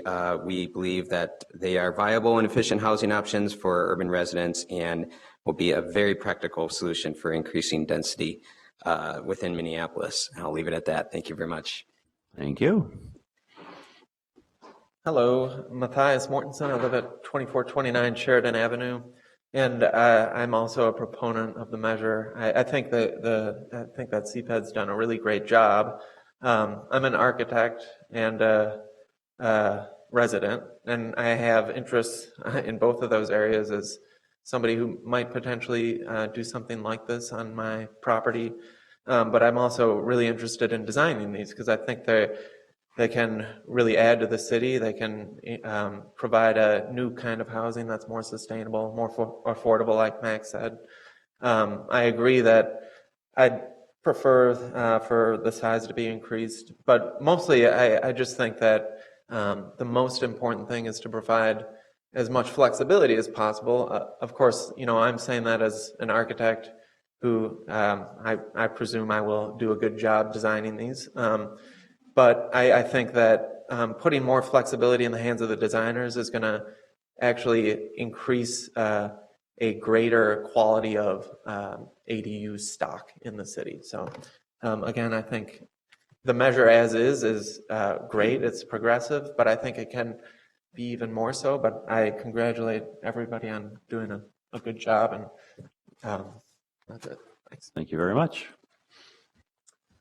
Hello, my name is Alex Cicchini. I live at 3525 Fremont Avenue South in Carag, Ward 10. I'm here to wholeheartedly support the ADU ordinance as written. I'd echo what other people have said, that I encourage maybe in the future, after a couple of years have gone by, coming back and relooking at some of these measures, height, bulk, even the owner occupancy requirement, which wasn't discussed today, and maybe reevaluating those after we've seen a couple hundred of these gone in. But I really do believe that this is a huge opportunity for Minneapolis to grow in a way that respects residential character while allowing people to live in relatively affordable units. And it allows people and families like myself to be developers, even on a small scale, which is also healthy for the city, for local contractors, for businesses. And as more people flood our neighborhoods and local businesses, that's also great. So I wholeheartedly support this measure. Thank you. Thank you. Hi, I'm Jim Kuman from 3602 Garfield in Kingfield, Ward 8. I would like to, again, echo the sentiments of our past speakers who are supporting the ordinance, and also add that I think that the only thing that really needs to be tweaked is to echo the conversation the commissioners had right before the public hearing comments, particularly on the smaller end. I think the staff has done a great job figuring out what is the maximum capacity, because that's probably the most scrutinized. But actually, as we shrink the floor plate down to a normal size garage, say 20 by 24, it gets a little tight upstairs, and that's where the height, that top plate height, is so critical, and the definition of gable half story is so critical, because that could be the tipping point. So I encourage you, as they continue to develop the ordinance, a manual like in Santa Cruz and Vancouver, they have fantastic manuals. I would encourage you to continue to do that. I want to point out that, again, this has a very human respect, both for folks. I'm the chair of the redevelopment committee in Kingfield, as well as a past board member. We actually had a ADU conversation and drawings going on, trying to figure out what it would mean in Kingfield on 40-foot lots with 100 to 20 to 140 foot deep lots, what it would look like. And there were people we ran into talking about this, including Michael and Mary Vanderford. They're in their 60s. Their child lives on the West Coast. It's too expensive out there. They want to come home, start a family. They want to be able to allow their children to live in their house and move out to an ADU. Our executive director, Sarah, executive director of Kingfield, I should say, neighborhood. She has teenage children. She'd love to ship a few out to the garage and find a way to get a little extra room, a little extra elbow room in their house in Kenny. And we've had a good laugh about that. And then I have a 3-month-old son, and we have no garage. We face, our back side faces onto Lyndale Avenue because we have a commercial building behind us. We'd love to put a little buffer in there, and we have good reason to, since we have no place to park our car as well. So thank you very much. Please support the ordinance. You're not going to put the 3 or 3-month-old in the garage, are you? All right. Thank you.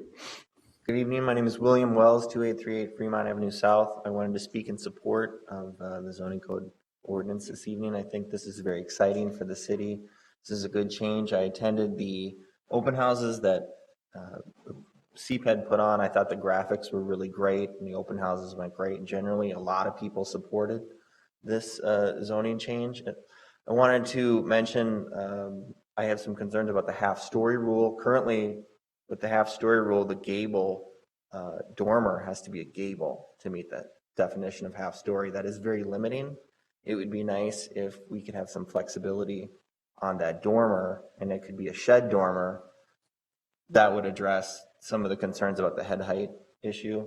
But generally, I am very supportive of this, and I want to thank Councilmember Bender for bringing this forward. Thank you very much. Hello, Commissioners. My name is Scott Schaefer. I live at 803 Douglas Avenue in Lowry Hill, and I support the measure for a lot of the reasons that Max and Joshua said, for allowing people to age in place, and for environmental reasons, and also for selfish reasons. I and my wife would like to move into a detached ADU, maybe a little deeper into the neighborhood, and this ordinance would allow that to happen. So thank you. Thank you. Good evening. I'm Jeff Peltola. I live at 3131 Excelsior Boulevard, and I am here to speak in favor of this policy. I can summarize who I am basically as an engaged resident, and once a month I sit over where you guys sit on the Charter Commission, and for me the highlight of the year was the public hearing for the 70/30 restaurant rule, and lots of excellent advocacy by that group of people, the restaurateurs. And if the city council and the mayor came in with a mandate to grow the city, run it well, and strive for equity, that type of thing is consistent with that, and so is the ADU policy. So I appreciate your moving this forward. Thank you. Hi, I'm Mara Salidas. I live at 1308 Douglas. I've lived in the Lowry Hill neighborhood for over 30 years, and I wholeheartedly support this ordinance. Thank you. Good evening. My name is Trevor Porth, and I live at 1768 Fremont. I've lived in Lowry Hill for 10, 11 years, and would echo what many of my neighbors have expressed as an interest in preserving familial units as members of our family age, and looking to still continue to have close space proximity while at the same time a bit of distance for mom, dad, mother-in-law to be close but not too far. Thank you. Good evening. I am recovering from jaw surgery, so it's a little bit difficult for me to talk, but my name is Andrew Jagerstrom, address 2849 Irving Avenue South, apartment 3, East Isles, Ward 7. I just wanted to say I fully support this text amendment, and everyone else already said everything I was planning to say. The only other thing is that where I live right now, we actually do have it's a lot older building, but we actually have a 1.5-story carriage house in back that serves as the fourth apartment. So, so I kind of have experience with sort of accessory structures. So very supportive. Thank you. Thank you very much. Hello, I'm Susan Lowry. I live at 1308 Douglas Avenue. I've lived in the neighborhood, Lowry Hill, for over 30 years. I fully support this ordinance. Thank you. You, sir, are? I'm Peter Wagenius, Policy Director for Minneapolis Mayor Betsy Hodges. Mayor Hodges supports the ADU initiative. On her behalf, I'd like to express her appreciation to Councilmember Bender for bringing this ordinance forward, to staff for their very thorough and professional work in developing it, and to the Commission for your thoughtful consideration. In particular, the Commission's input at the last Committee of the Whole has led to very important revisions that are necessary if we want to see ADUs come to Minneapolis. I agree with the positive comments that have been made, with perhaps one exception. Max said that there would be hundreds, maybe thousands of ADUs. Based on the cost alone, it's hard for me to imagine that a wave that big of ADUs being constructed across the city. But if we design this ordinance to be permissive enough, but not irresponsibly permissive, a year or two in the future, we will hopefully have a number of ADUs, preferably in all the different types, from which we can judge our work today and make revisions as necessary. Prior to that Committee of the Whole meeting and the revisions before you, I'm not sure we would have seen attached ADUs, many of them. As Commission members noted, if we want people to be able to use this ordinance and build ADUs, the units cannot just be technically legal. They also have to be affordable and marketable for our citizens to make such a large investment in their property. Prior to these changes, it wouldn't have been possible to build a two-story ADU, and it would have been doubtful that many half-story ADUs would have been marketable. It's appropriate that we require ADUs to adhere to a height limit smaller than the existing house, but it's also appropriate that we treat ADUs differently from garages. New housing for people add more value to the city than new houses for cars. They're not the same, and they should not be treated the same. Mayor Hodges knows you're not done, and suspects there'll be more adjustments to the language. In particular, Commissioner Pierce's observations regarding very practical considerations about staircases and bathrooms. I haven't had the opportunity to follow up with you about those, but you're asking the right questions and you're moving in the right direction, and Mayor Hodges applauds you for your work. Thank you. Thank you very much. Anyone else wishing to speak on this? If not, I will close the public hearing. Commissioners, we have one item only here to approve the language for the text amendment. Commissioner Bender, did you want to talk on this? Thank you, Mr. President. I will move approval of this item. Moved. Can we jump in for a second? Could we make a motion to amend one or two phrases in the ordinance? I don't know. Well, let me just finish. Recommend a Let motion. me just finish my business here. And sorry.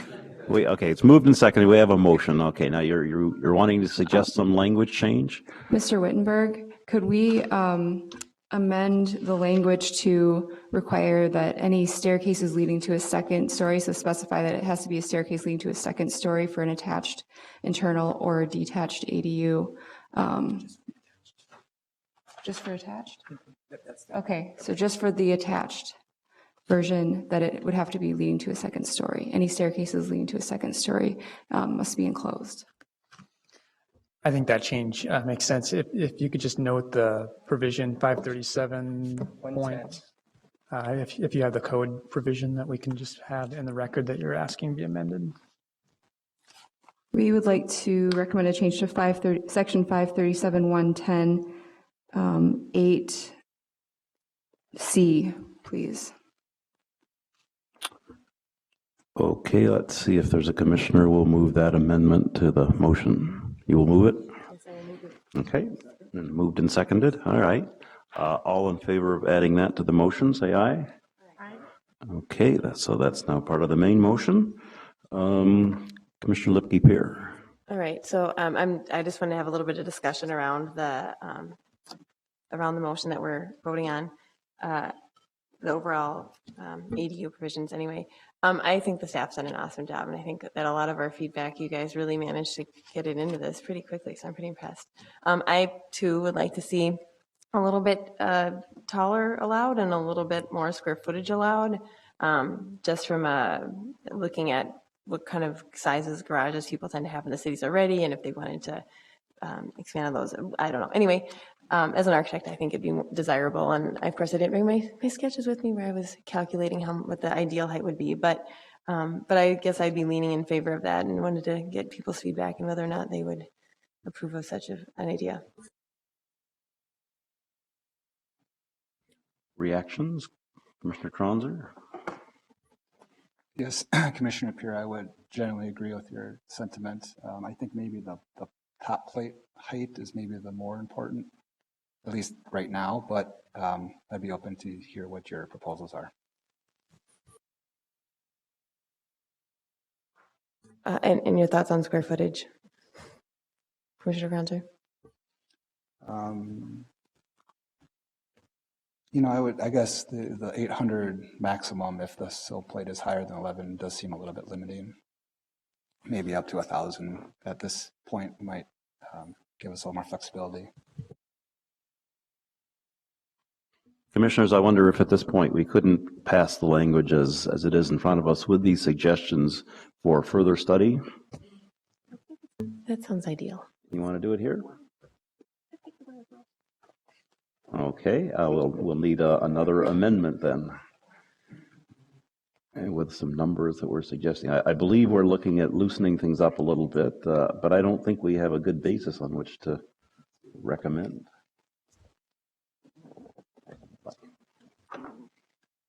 I can comment on that. Commissioner Bender. Thank you, Mr. President. If I may comment, there's actually been quite a lot of sort of technical discussion between the planning commissioners since the last COW meeting and a number of emails back and forth with sketches. So I just wanted to sort of acknowledge that work. And I think the commissioners have put in a lot of time, and I think it makes sense to reflect that in what we move forward to the Zoning and Planning Committee now. Okay, do we have some numbers that we want to put in here? Commissioner Lipke-Peer. Again, I didn't bring my file where I had my drawings printed out, so I don't have numbers with me right now. But I will say my thoughts on the height, the maximum height for the roof. I'm in general, and this could be a personal thing, 412 pitches belong on very distinct styles of architecture, and I'm worried that when we limit the height, when we limit the height to the midpoint of the gable of the roof, we're going to be encouraging a lot of really low slope roofs just so people can eke out a few more feet. And I'd rather see a roof pitch that's more appropriate for the nearby architecture than to see a bunch of really low pitches on a style that it doesn't fit on. And not that I'm, I like arts and crafts as much as the next person, but I just think that on neighborhoods where they have 812 or 1212 pitch roofs, we're going to be looking at a higher midpoint roof measurement than we would otherwise. And so I guess I would really like to see a larger square foot allowed, just because if we have this base, this first floor of a garage, why wouldn't we want people to maximize the space above it rather than having to add things to it and have a cruciform shaped floor plan that they have to try and squeeze a bathroom and kitchen in while still allowing enough headroom to walk around and a staircase. So it's hard to zoom in on this. But so maybe we could first talk about square footage, because that at least is something I have been doing little notations on here. So 24 by 24 square foot garage, at least then I did my really quick math, was at 576 square feet. So if you have a base plate of 576 square feet and you just want to put a second floor on it but not have to carve out for knee walls, that's looking at 1,152 square feet as an allowable maximum, which is quite a bit more than 800, but not excessively so. So I don't know what people think about that. So maybe people could chat about that while I try to zoom in on this drawing without deleting it. Comments on that? I find that appropriate, the 1,000 square feet.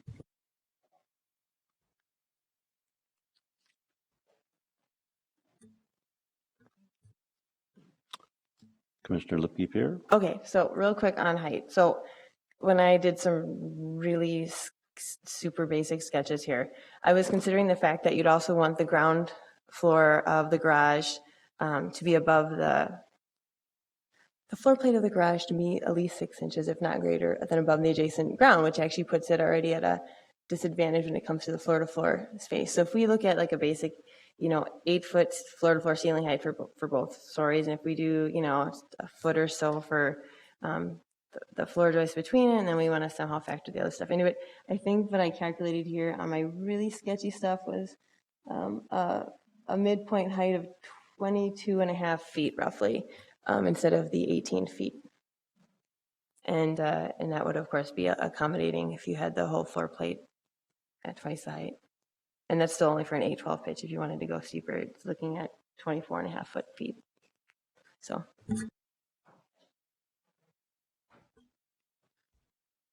Are you proposing that that be the number we put in? I would propose that we would have at least 22 and a half. 23 feet, because it's a nice.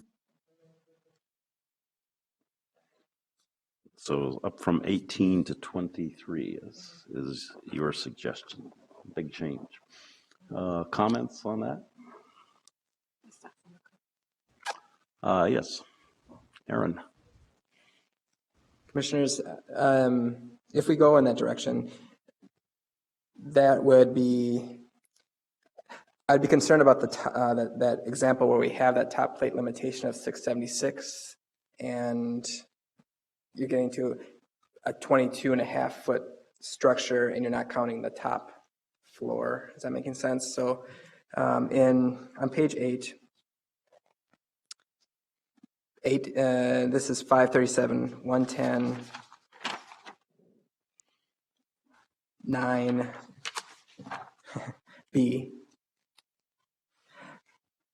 and A. A is the height, B is the floor area.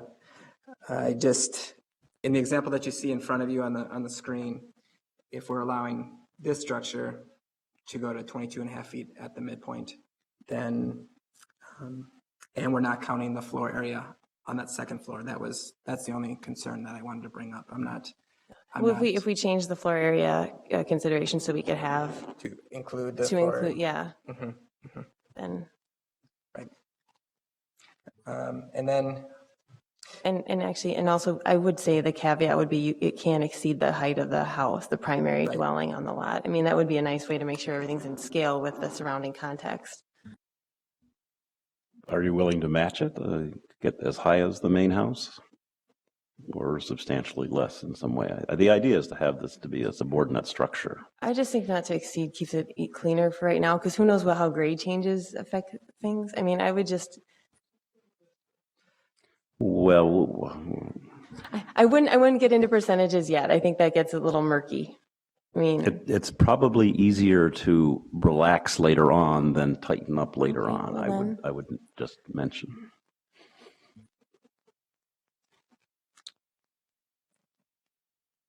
Other comments from commissioners? Commissioner Lukey here, could you summarize your height proposal? Sure. So my height proposal would be that at the midpoint of the roof cannot exceed 23 feet in height from the ground plane to the midpoint. And that should allow for overhangs and whatnot. And that would be coupled with the fact that we could allow a full second floor plate not to exceed the first floor's footprint on the second floor of a detached structure. This is all detached we're talking right now. And the total to be no more than 1,000? I was thinking 1,200, but if that's what people want to go for, then you're fine. Well, I'm just looking for a number. We're trying to. Well, we'll start the discussion at 1,200. We can go down from there. And the height that you're proposing was the 22.5 feet, is that 23? Just one thought, in looking at we looked at these regulations and proposed them to get at not only trying to allow for a livable space, but then to take into consideration shadowing and bulk concerns on the neighboring properties. And at 23 feet, or at 20 feet, well, I look forward to the discussion, but just a little unsure on the 23 feet with.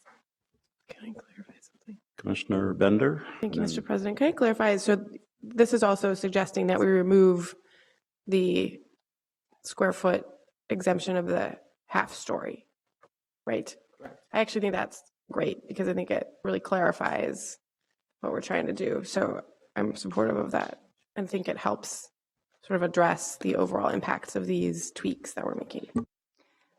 One thing we just wanted to bring to your attention is that the way that the ordinance is written right now, if we change it from 18 to 23 feet, we're also measuring 23 feet would be the maximum height of a flat roof structure. And so that would have some more shadowing impacts perhaps. Commissioner Lipke, here you wanted to talk again? Well, I was just, I don't want to just throw staff on a spot and make them crunch numbers and analyze this, in 2 minutes. It would impact it by about 4.5 feet for shadowing if it was a flat roof. So that is something to consider. But I'm wondering, is there a way we can set like a set review of just but these two items in like a year or something to say how are we getting ADUs? Are people building them, or is it too restrictive to the point where these are, I think, two critical things that people would find that impact their ability to do this? Commissioner Bender? Thank you, Mr. President. I don't think it's necessary to add that to the ordinance, but I think this is something where certainly as a new thing in the city will be reviewed carefully by staff as we go. And I would imagine there would be opportunity to tweak the ordinance in the coming, near future. Also, all of these things are subject to variances. So we could certainly wait and see if we get a lot of variances. However, I actually prefer creating an ordinance that's more usable to begin with than relying on people to apply for a lot of ordinance variances. So those are my thoughts about that.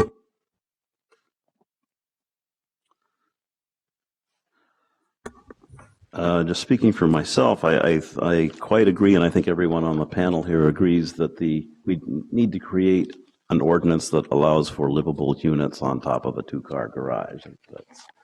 Otherwise, what's the point, and who would do any of this? On the other hand, I don't think we're trying to build a second house in the back. So I would prefer to start a little tighter. I'll loosen it up, but start tighter. And then as these variances come forward and the architects are showing that what we're giving them is not really usable, change the language. Say, if then 1,200 square feet seems to make sense, we'll go to 1,200, or if the height.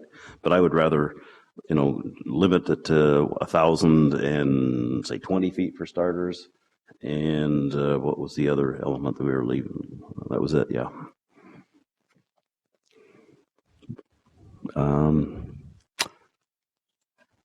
Suggestions on another amendment? I think we're looking for an amendment to the language to change total square footage and height to the midpoint.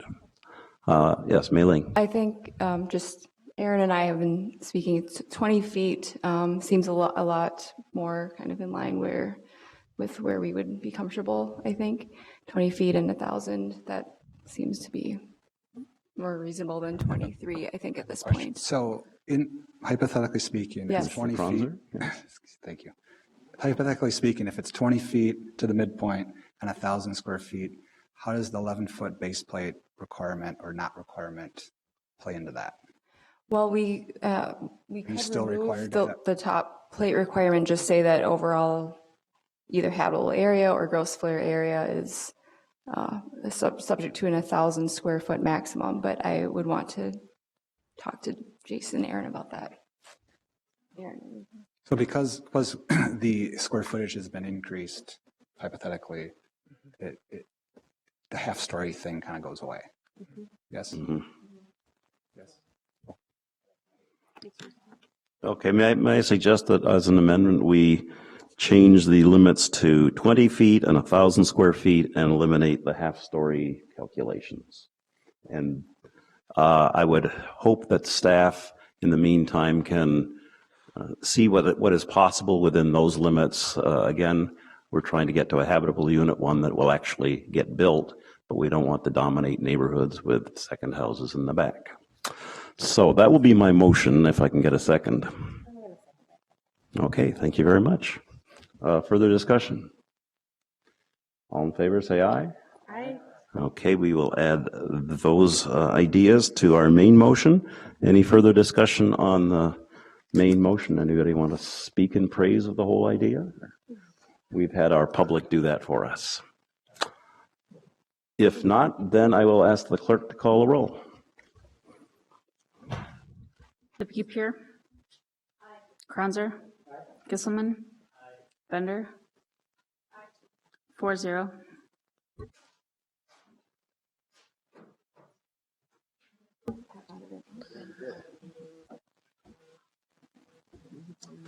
Okay, that is approved, and we'll send that along to zoning and planning and the city council.